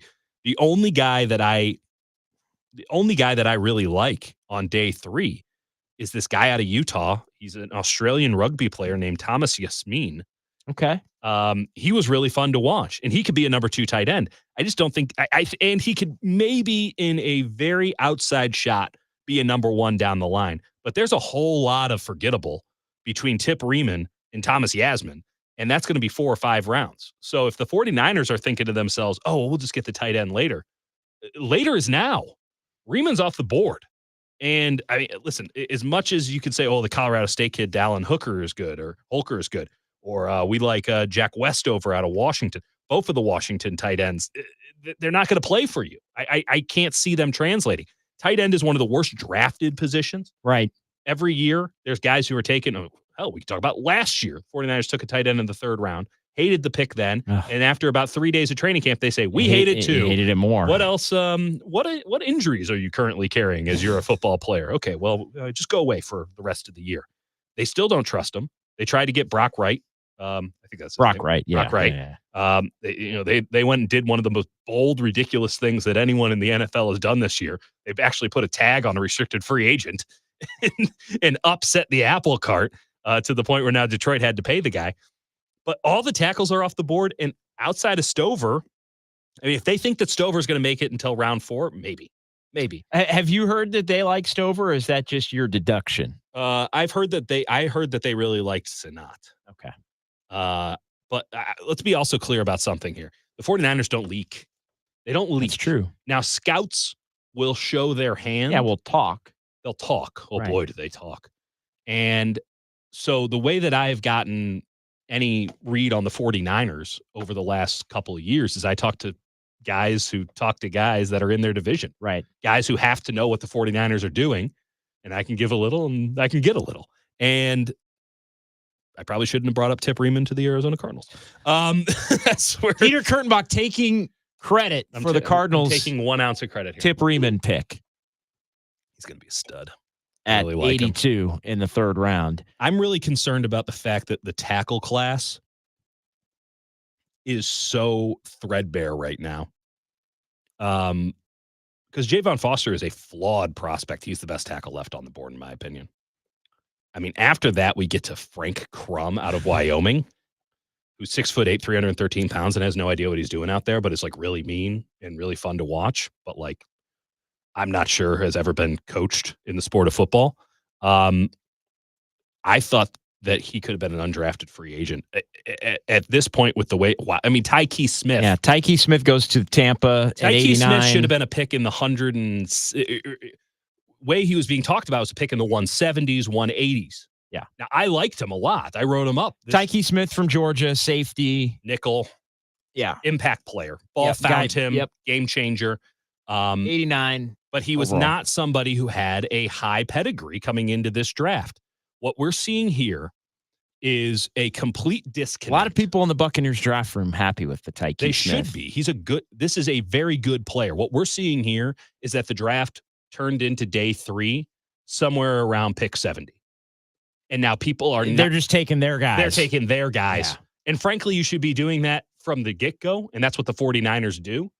But there is any mock the draft consensus that you saw, talent, best player available, all of that kind of thing. Now it's just gone. Everybody's just on their board. It's gone. It's gone. So you better have some deep cuts ready. Luckily, that's what I do. The Niners go Dominic Puni from Kansas at number 86 overall. Let's go ahead and take a quick timeout. We were going to take that timeout, and then Puni came in. The Niners traded up. We'll see if the Niners trade up again. Arizona on the clock, and they go with a corner, Elijah Jones, Boston College corner at number 90. Green Bay is back on the clock again. They just took Marshawn Lloyd, the running back from USC. They're going to be on the clock at 91. Then Tampa again, who just took Tyke Smith from Georgia, the safety at 89. Elijah Jones just went off the board? Elijah Jones off the board. Elijah Jones was supposed to be a 6th, 7th round pick. So, he just I'm not saying that anyone is wrong for taking him at 90 to Arizona. But a top 100 pick is someone who has to have a role in week 1. Well, maybe everyone's on their own boards and right now. honestly, maybe the Niners saw this and they're like, "Hey, we'll get the guys that are on our board whenever the hell we want them." And that's what they've always done. Get them. They've always done, and I think listen, we talk about copycat league. I think a lot of teams in the NFL right now. One, I don't think it speaks very highly to our cohorts in the media who are hell-bent on this is that and that is this. Sure. And this is where this guy should go and that go. I like Elijah Jones. If you were to think, if you had guys that you liked on day 3 and you go, we'll be able to wait and get them, you can't. You don't get to wait anymore because the NFL draft has clearly now just become a bespoke operation. Everybody's bored. No one cares about the external opinions. That's fine. That's honestly the way it should be. But I think anyone who did a mock draft and has tried to purport themselves as accurate is looking like a real fool right now. Yeah, so Green Bay's coming up, Tampa again, the Ravens, and then the Eagles are going to pick at 94. That was supposed to be the 49ers pick, but the Niners moved up.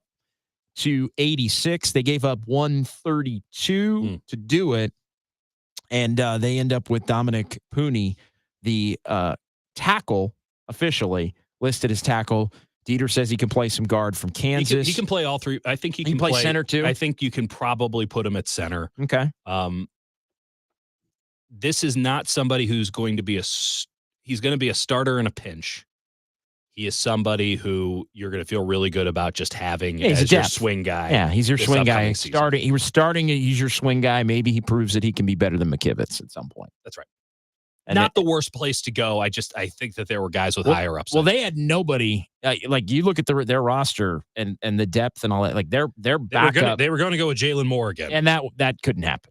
Well, I mean, it could. They've done that for the last 3 years. Well, but it couldn't happen again, is what I'm saying. I agree with you. They needed to upgrade. I'm just not sure that Puni's an upgrade, though. He can play more spots.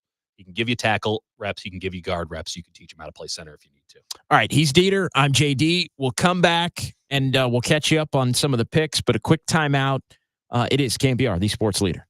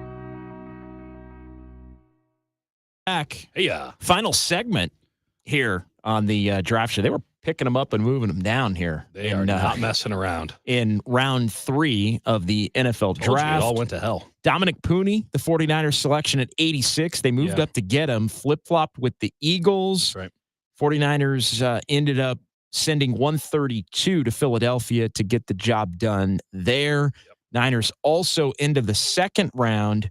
They flip-flopped, traded back with Kansas City. Mm-hmm. And so San Francisco ended up taking Renardo Green, the corner from Florida State, at number 64. He's a good player. I like that pick. The Chiefs moved up to take the BYU tackle that Kingsley Suamatia. Dieter was really high on. Very high on it. Roger Rosengarten went the pick before that. That's the tackle from Washington. I think you and I both agree the Niners. They were in on Rosengarten. That was the guy they were probably going to have be the pick if he had lasted one spot longer. Well, one or two. And very clearly the 49ers were afraid that they weren't going to be able to get Puni at all. And that's why they moved up, which, again, when you have the kind of draft collateral that the Niners have, no problem at all moving up to go get your guy. I will say this about Dominic Puni.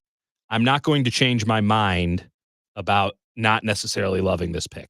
Here's how it fits, though.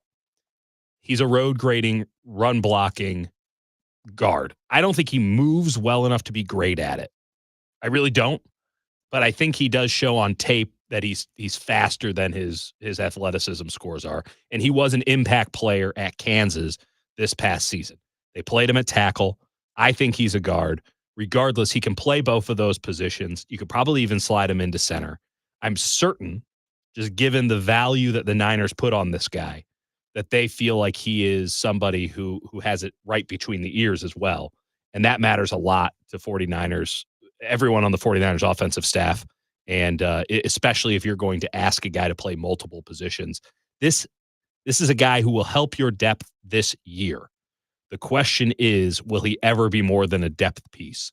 I think he'll get the opportunity to prove it. I think he's going to get pressed into action pretty soon, all things considered, because he's going to be the first man up at tackle and guard, and perhaps even center, because I don't know who the hell else would do it. I think McKivitz was the backup center last year. Right. So I think Puni is going to be asked to be the next man up at all three positions, including both of the guard spots over John Feliciano. And we're going to find out. We're going to find out if having it right between the ears can make up for some of the deficiencies that at least I saw when he played at Kansas, and certainly everyone in the NFL saw when he didn't test very well at the combine, and in general didn't help his draft stock. John Lynch and Kyle Shanahan are headed to the auditorium right now at Levi's Stadium. So I mean, they traded out. They're done. that would indicate they're done. Well, I think they're still they're 2 picks. I mean, they might have just put in the pick for the night. Well, no, they're done. Yeah, they're done for the night. Yeah, they're done for the night. And that would be done for the night. That would indicate that they're done for the night. No, we'll keep it rolling here through the end of round 3. There are some compensatory picks that are to come. Mm-hmm. Much ado about nothing today as far as Deebo Samuel and Brandon Ayuk. That was more Deebo than Ayuk, obviously with the first round gone at the end of last night. But there were a lot of rumblings and speculation that the Niners may look to move Deebo Samuel in the aftermath of selecting Ricky Pearsall. Yeah. But doesn't happen. And at this point, where do you think things stand as far as Deebo and Ayuk? I think we both agree Ayuk ends up getting paid. Yeah. And I mean, Deebo just ends up, I think, riding it out last dance style, right? There was a report from Mike Silver saying that he didn't think that it was tenable for Deebo Samuel to stay with this team going into today because it'd be a lame duck year. And my counter to that is there's no such thing as a lame duck year in the NFL. And if you're Deebo Samuel, the 49ers have now given you an ultimatum, right? They've said, we're basically going to be done with you at the end of this season. Yeah, so go play your ass off for the next thing. We're going to cut you. We're not going to give you another contract. At the very baseline, the 49ers have said they're not giving Deebo Samuel another contract. Well, that means Deebo Samuel needs to go get himself another contract somewhere else. And I think dogging it through the 2024 season is going to be a really good way to ensure that he does not get the kind of money that he probably deserves and that he thinks he should get. And I know that those two things, one step and then one step higher. So I I don't foresee any drama or issues at all as it pertains to having Ricky Pearsall in the room. I think that this is a cutthroat industry. This is a short-term industry. You got to prove it every week and every year. You cannot take plays off. You cannot take weeks off. You can sure as hell not take a year off because you're pouting. And if Deebo Samuel goes out and has an absolutely monster season, worst case scenario, the 49ers keep him for another year. And Ricky Pearsall is there as your punt and your kick returner. And maybe you didn't get as great of value out of that pick as you initially anticipated. There are worse problems to have than having a guy who will still give you some reps, still give you some pop, but isn't your now starting guy because you have two great receivers, both of which are under contract. So I think that a lot of people out there want this to be the NBA. They want something interesting, and they want movement for the sake of movement. And they want wide receivers to be the divas, like everybody in the NBA seems to be outside of number 30, where it's, I'm not getting the ball enough, I'm not being treated well enough. They want everybody to be James Harden and get traded 4 times in 5 years. And because that's interesting and it's good for the offseason narrative and all that stuff. It's just not true. We will do the Deebo Samuel, where does he go next offseason. By the way, they weren't getting a first-round pick for him this year.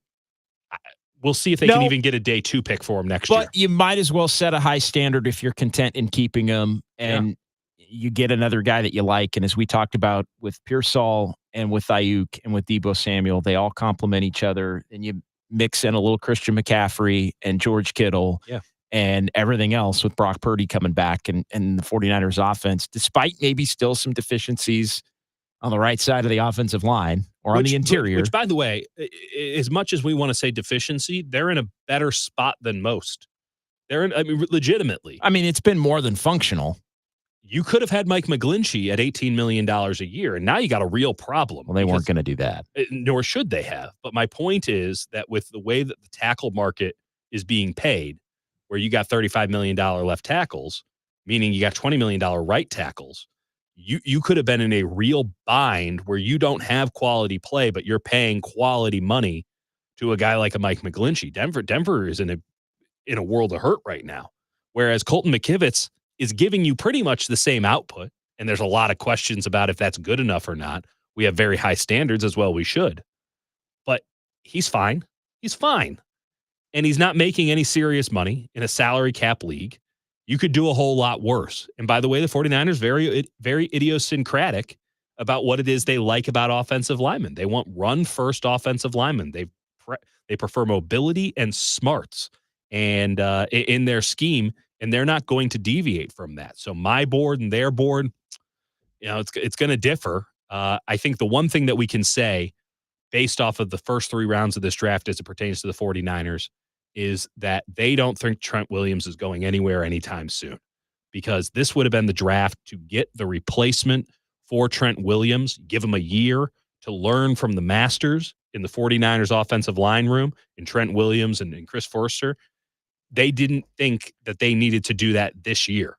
And they sure as hell don't think that they want to replace him on the fly if he retires. They think they got 2 more years of Trent Williams left.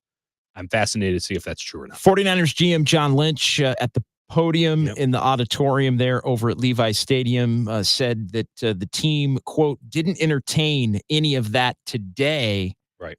When asked about potentially trading Deebo Samuel or Brandon Ayuk. And this via Nick Wagner of ESPN maintains the Niners are happy with their current wide receiver group. Real quick, Diana Rossini of The Athletic, just to reiterate what we mentioned earlier, she spoke to Deebo Samuel on the phone, asked his reaction to the prospect of Ricky Pearsall being his replacement, drafted by the Niners last night. I'm chilling. I know what's going on, but it is what it is. I'm good staying with them. I'm chilling. I mean, Deebo Samuel uses that quote about 50 times a year. That's his general canned response to everything. I mean, I'm fascinated to see what he says to Kay Adams. Let's leave it at that. Well, you will. Coming up. Oh, don't worry. We'll Tuesday, find out. Thursday? Well, I can't remember what day it is. We'll be up in Adams. One of those days. Deebo Samuel is going to be, if the 49ers had wanted to trade Deebo Samuel, they would have already done it. And if the 49ers had wanted to keep Deebo Samuel, if they thought he was part of the long-term plan, they would have already restructured him because he's $28 million against the cap this year, and I think $26 million against the cap next year. That's a very large number for what will be your second highest paid wide receiver going into training camp. So if he was part of their long-term plans, they would have already acted upon it. And if they didn't want him for their short-term plans, they would have already acted on it. And as soon as nothing happened, I would say April 1, but certainly going into the first round of the draft, it was kind of game over. This is their team for next year. And by the way, this is a team that played in the Super Bowl last year. They shouldn't be making too many bold moves off of that. Well, and I'm fine with it. If you set the bar at, hey, if somebody gives us a first round pick, I know you had mentioned earlier that you thought Baltimore, there was a deal maybe in place that fell apart for a 1. That's right. And if you set the bar at, hey, we're not going to trade him unless it's for a 1, and you don't get the 1, then don't trade him. Should they? I got no issue with that. Now they will eat it next year. Yeah, they will eat it next year. That's they fine. will not get anything close to a 1 for him next year. Just given everyone knows that they don't have the leverage there, and everyone knows that they're not giving him a new contract. And so I would be they're going to get like a 4th round pick for Deebo Samuel. They tried to be as forward thinking as they could be. Without sacrificing their values, right? Or without sacrificing their principles on the matter. And I'm with you. Ruining the 2024 team. Well, and I'm with you on, 1, you're all in on 2024. So you're not going to make yourself worse unless there's a tremendous upside to making yourself worse. That's right. And so they didn't do that. And I'm with you as far as, like, I don't think Deebo's going to be a problem. Like, I don't think, like, Deebo for 1 more year trying to win a Super Bowl on a potentially more talented offense. That's right. I don't think is going to be a problem at all. And in fact, again, when you look at the skill set of all 3 of those guys, as we've mentioned, like, they complement each other. They can work together. It's not a Ricky Pearsall or Deebo Samuel conversation. Not at all. They're different players. And they're very different I'll players. say this about Ricky Pearsall compared to Deebo Samuel, because this is the comparison that's going to be made all year. I think Ricky Pearsall is a far better wide receiver than Deebo Samuel. Totally. Now, I think he might walk onto the field day 1 and be a better wide receiver. I can't tell you how excited I am for, like, rookie mini camp, just to see this guy that the terminology is going to sound weird. I just got to be real. Like, this guy that I fell in love with the tape. I felt he was my draft crush, and I'm really excited to see if everything that I thought I saw on tape transfers onto an NFL practice field, even against rookies, because he should go out there and it should be just plainly obvious within 5 minutes. Oh my God, this guy's the truth. Because it kind of was with a Brock Purdy. I mean, it kind of was with a lot of guys. The ability Fred to Warner. separate at the line of scrimmage, create space, and he catches everything. And the other thing that I think needs to be put into context here is Deebo Samuel is a brilliant player no matter what team he's playing for, no matter which system he's in, no matter who his quarterback is. But Deebo Samuel was a lot more important to the San Francisco 49ers when Jimmy Garoppolo was their quarterback, or Nick Mullins was their quarterback. Because before they had Christian McCaffrey. That's right. Because they didn't have a quarterback in that situation, or a running back who could give you the versatility that you want to get out of, mix up the linebackers, mix up the safeties, create the conflicts that Kyle Shanahan wants to create. But with the quarterbacks, you didn't have guys who would push it outside. So what you needed was essentially a bunch of dudes who could run over the middle, take 2 hits, and still give you more yards on top of it. And Kyle Shanahan could scheme those guys open, but they had to go to the middle of the field. Now with Brock Purdy, and it was evident, I think, in the Miami game when he first came in, and the offense was pared down, and throughout that season. But it was undeniable come week 1 of the 2023 season when he just threw the ball directly to the back hip of Brandon Ayuk. Yeah. While, say what you will, old man Peterson was actually providing great coverage. You couldn't have covered a man any better. And Brock Purdy decided, I'm ripping it in there. I'm going to put it in a spot only my guy can catch it at. And we're going outside the numbers, and we're going deep on the periphery. And it was a total sea change. That's a throw that Jimmy Garoppolo has never attempted. It was a throw that Jimmy Garoppolo could never make. And Brock Purdy not only decided that's what we're doing here right now against the Pittsburgh Steelers, that's going to be our offense. And it's why Brandon Ayuk had such a monster season, statistically one of the best seasons in the NFL. It's why he's going to get the money. And it's why that Ricky Pearsall is a better long-term option for the 49ers than Deebo Samuel, because the offense has to become more about the 53 yards across the field now, with Brock Purdy's ability to rip it all over, then it does have to be about in between the numbers and who can do the most damage there. Pearsall can do damage there, but Brock Purdy's going to be able to throw into tight windows, throw it at the wide receiver's knees as he gets a little bit of space, just a little bit, or he gets the right angle. He's going to be corner. He's going to be a conversion machine. Third down. Yeah. Brandon Ayuk's already that, by the way. Yep.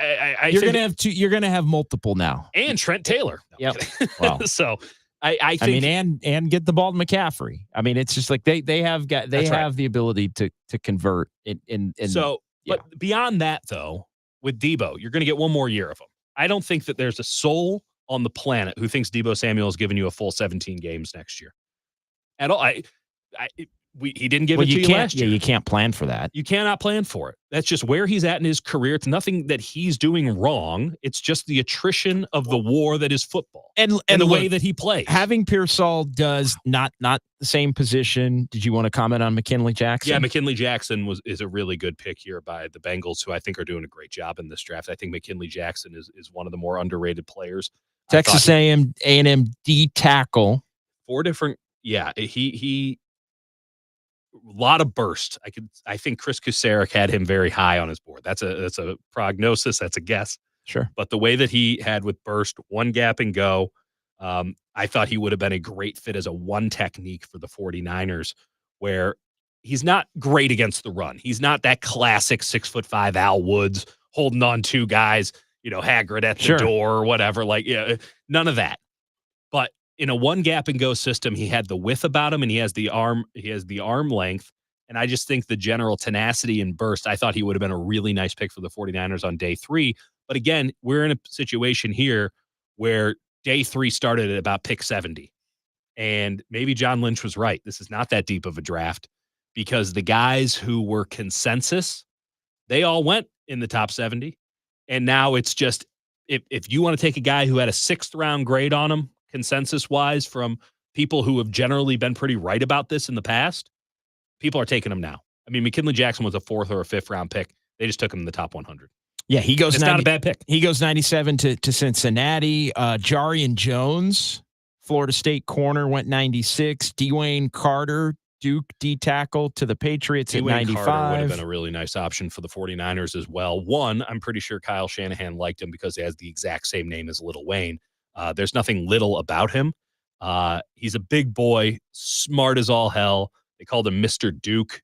That's maybe not maybe a pejorative title in certain circles. I think J.J. Redick previously held it. Regardless, a guy who you could move across the line, a guy who could give you 3 different techniques, high motor, high intelligence, maybe not the most physically gifted athlete, but gifted well enough to where you can imagine him getting serious reps as a rookie and providing quality reps, maybe not getting the sacks or the tackles for the loss, but he's never going to lose you a down. Couple of edge rushers went 94 and 93. Jalix Hunt. Yeah. Big goes prospect. 94 to the Eagles in what was the 49ers pick. That was the flip-flop with the 49ers moving up to get Puni, the offensive lineman from Kansas. Yeah. Adisa Isaac. Yeah.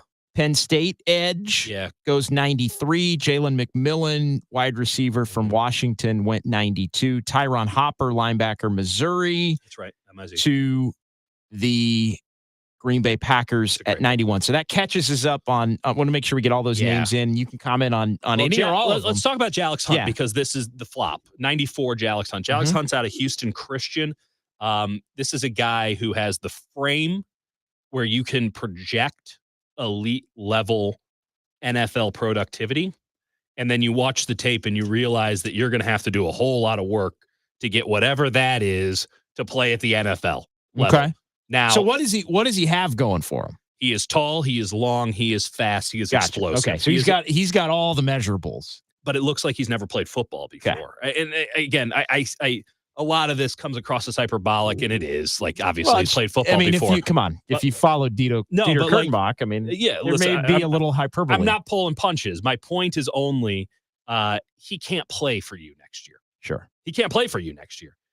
But it's a high-end talent. And with the way that the Eagles play, you can stand him up on the edge.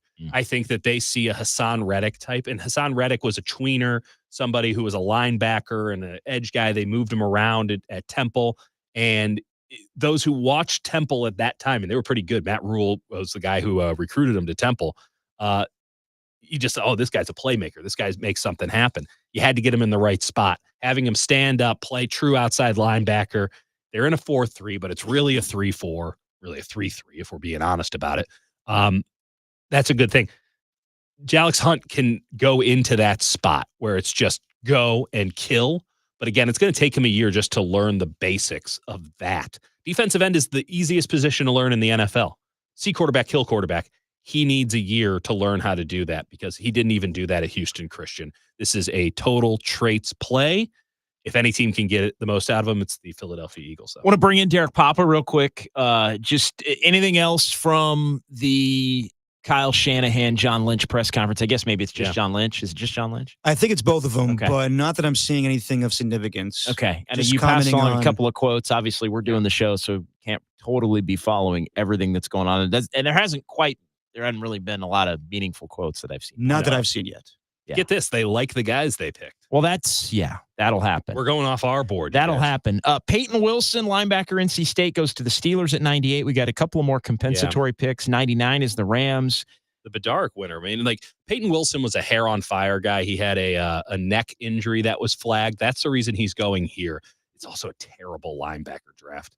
That said, I really like what the Steelers are doing. This guy's going to fit in perfectly with that Pittsburgh mentality. They want to run the ball and they want to play good defense. You could say that that's archaic in 2024. I still think that it has a place in this league. It'll get you 9 or 10 wins every year because they win 9 or 10 games every year. They have gotten 4 high-level college football players that should translate to very competent, if not much better than competent, NFL players in Fautanu, Frazier, and both of the Wilsons here, Michigan Wilson and North Carolina State Wilson. Rams pick is in at 99, Commanders again at 100, and then we'll wrap things up. Before we get to the final couple of picks of the night, I do want to look ahead a little bit.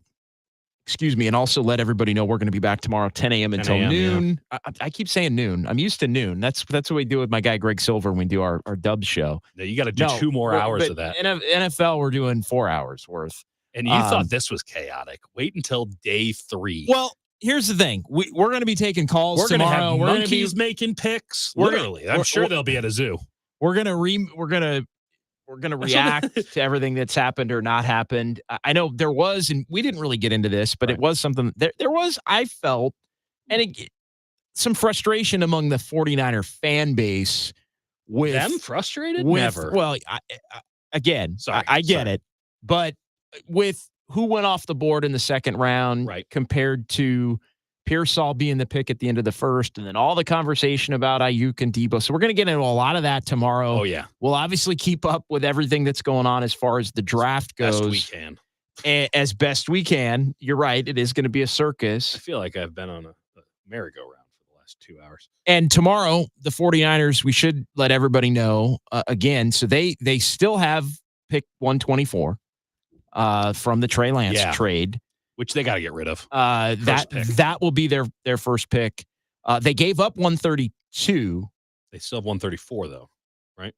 But they have one. Yeah, 139 I thought they now? gave up 132, and then they also have. They got a lot in. They have 3 4 or fifths. 5. No, they picked up a 5th, right? Picked up a 5th from So Kansas they picked City. up a 5th. So they, I believe they have, and correct me if I'm wrong, Derek, if you may have a quote there.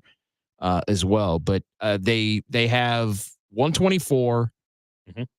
They have another 4th because they gave up compensatory 4th. Yeah, and then they also have 3 5ths now, That's 3 6ths, and 2 7ths. So a lot of picks to come tomorrow. We'll keep you updated on that. The 49ers would be a great team to move up to the top. Well, this is a good one. This is a good way to close out the night. Sure. The Commanders pick is in. Number 100. Yeah. The Commanders select Luke McCaffrey. Have him at 100. I was not a Luke McCaffrey guy. I really wasn't. Adam Peters was. No, yeah, I get it. And wow, 100 is. I told you the boards are. There is no consensus. Well, they didn't want the Niners to take him at 135 or whatever Niners have met their quota on wide receivers in this draft already. They did it in the first round. I think McCaffrey doesn't separate well enough, doesn't have the athletic ability enough. I think you move him to the slot at the NFL level. I'll be honest with you. I'm just going to jump in. I'll let you finish. I'm just going to say, I'm going to say it. And I think Greg kind of knows because I get that look in my eye. I'm just glad we don't have to talk about it. Oh, yes. Like, I'm just going to say that point blank. Like, that's great. I am so glad. Like, actually, that might very well be the best possible end of the night pick tonight. Yeah. Because we don't have to talk about, are the 49ers going to get him tomorrow? Yeah. That's where my mind went. No. Now you can break down the measurables. I'll push it. I'll push it 3 steps beyond. I was sick of Luke McCaffrey and Frank Gore give me the Jr. Luke McCaffrey flavor. Easy stud. I think McCaffrey, if his name was John Smith, would have been a 6th round pick. That's what I think. Well, his name's McCaffrey. And he just got drafted at 100. I think his name got him more buzz than he deserved. And I don't think that Washington did a very good job here. That's what I think. I agree with you 100%. We'll have to talk about Frank Gore Jr. tomorrow, which I'm not thrilled about. We're going to talk about Rice and Jerry's kid, who was uninspiring. When I had to watch him. I was going to watch him, but I had to watch him because I kept getting asked about him. And Frank Gore Jr. is actually pretty good. I mean, I wouldn't take him before the 6th round, but he's pretty good. And I wouldn't take Jerry's kid at all. I wouldn't take him at all. Tomorrow, 10 till 2, KNBR on YouTube. I'll tell you on who Twitch. else I wouldn't draft tomorrow between 10 and 2. Do it. Tell me. No, I mean, there's a lot of guys that I wouldn't draft. I mean, we're going to go through a lot of them. I would just say. I wouldn't have taken What Puni. I would say is condense the binder. Oh, but buddy, show everybody the binder again. Me and the binder are going to Weight Watchers after this. Condense the binder down. I think you need like a 1 sheet. Now you can find. You need like a 1 sheet. Don't be ridiculous. Of guys JD. you don't. Of guys that I don't like. Yeah, guys that are still around. I mean, you got 100 picks that you can scratch out of there. I'll tell you right now, the Niners need to take a tight end on day 3. I agree with that. And I think a lot of people overnight are going to talk a lot about Theo Johnson, the tight end out of Penn State, and I wouldn't take him. Okay. I wouldn't take him. I think. But you like Stover. I like Stover, and he's still available. And I like Stover. And again, you know what happens? Much like at the end of round 1, before round 2 and round 3, now round 4, everybody looks at who's left and goes, "Oh my God." Here's a guy that I think you might. The Niners, we saw a lot of trading up. We might see some trade. Some of that immediate trading up. Legitimately, there's no team in a better position, and I'm just going off the top of my head here. But there's no team in a better position to set themselves up to be the pick 101 or whatever, pick a 106. 101. Yeah. It's 101 if you need it. It's 101. It's the Panthers right now, and they're doing all kinds of stupid. The San Francisco 49ers should be picking within the first 5 picks of the 4th round. That's where they should be. And I think they should go get Cade Stover. And I'm looking right now, Panthers, Seahawks, Patriots, Cardinals, Chargers. You're only going to be able to trade with 3 of those teams. Those are that's why I brought it up. Yeah.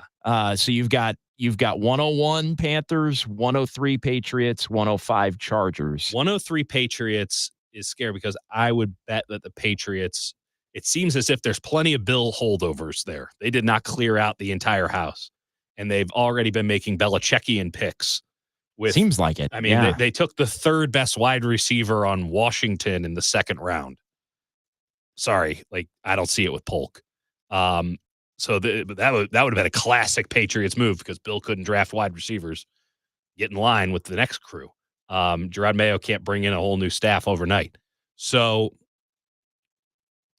they have to be in. I mean, they have to be in on Stover. They got a lot of other needs. Tight end probably isn't one of them. But Cade Stover sounds like a New England Patriot. You're talking about a move-ready, competent but not brilliant tight end. I mean, that's the New England Patriots' entire ethos. For Dieter and Greg Silver, who was the MVP. God bless Greg Silver. Greg Silver was the MVP of this show. This show would, I can't tell you how many It times I would literally say would a not show have that I'm happened. doing would not have happened without Would Greg not have Silver. happened. It literally, this show would not He have happened hacked without Greg into Silver. the internet and made this happen. And Michael Connell. Michael Connell did. He did a And little Derek part. Papa. I don't know if Derek helped. Those are the three unsung. Well, Derek, 24 hours ago, Derek Papa was going to be like in his jacuzzi. Do you have a jacuzzi? I do not. And You should get a I do jacuzzi. not. You seem like a jacuzzi guy. Drinking a White Claw. I don't drink White Claws either. Come on, JD. White Claw jacuzzi. Stop lying. I'm just making shit up now. Oh, Hey, we're on X. We made it the entire show. Well, luckily we. so yeah, for Greg, I could have been and swearing this Dieter whole time. and Derek And Dominic Puni. Still can. and thank you to Tracy Sandler. It's not worth it now. It's not funny anymore. We'll talk at 10 a.m. tomorrow God on the help us radio. all. So get them all out now if you need to swear. I'm gonna swear.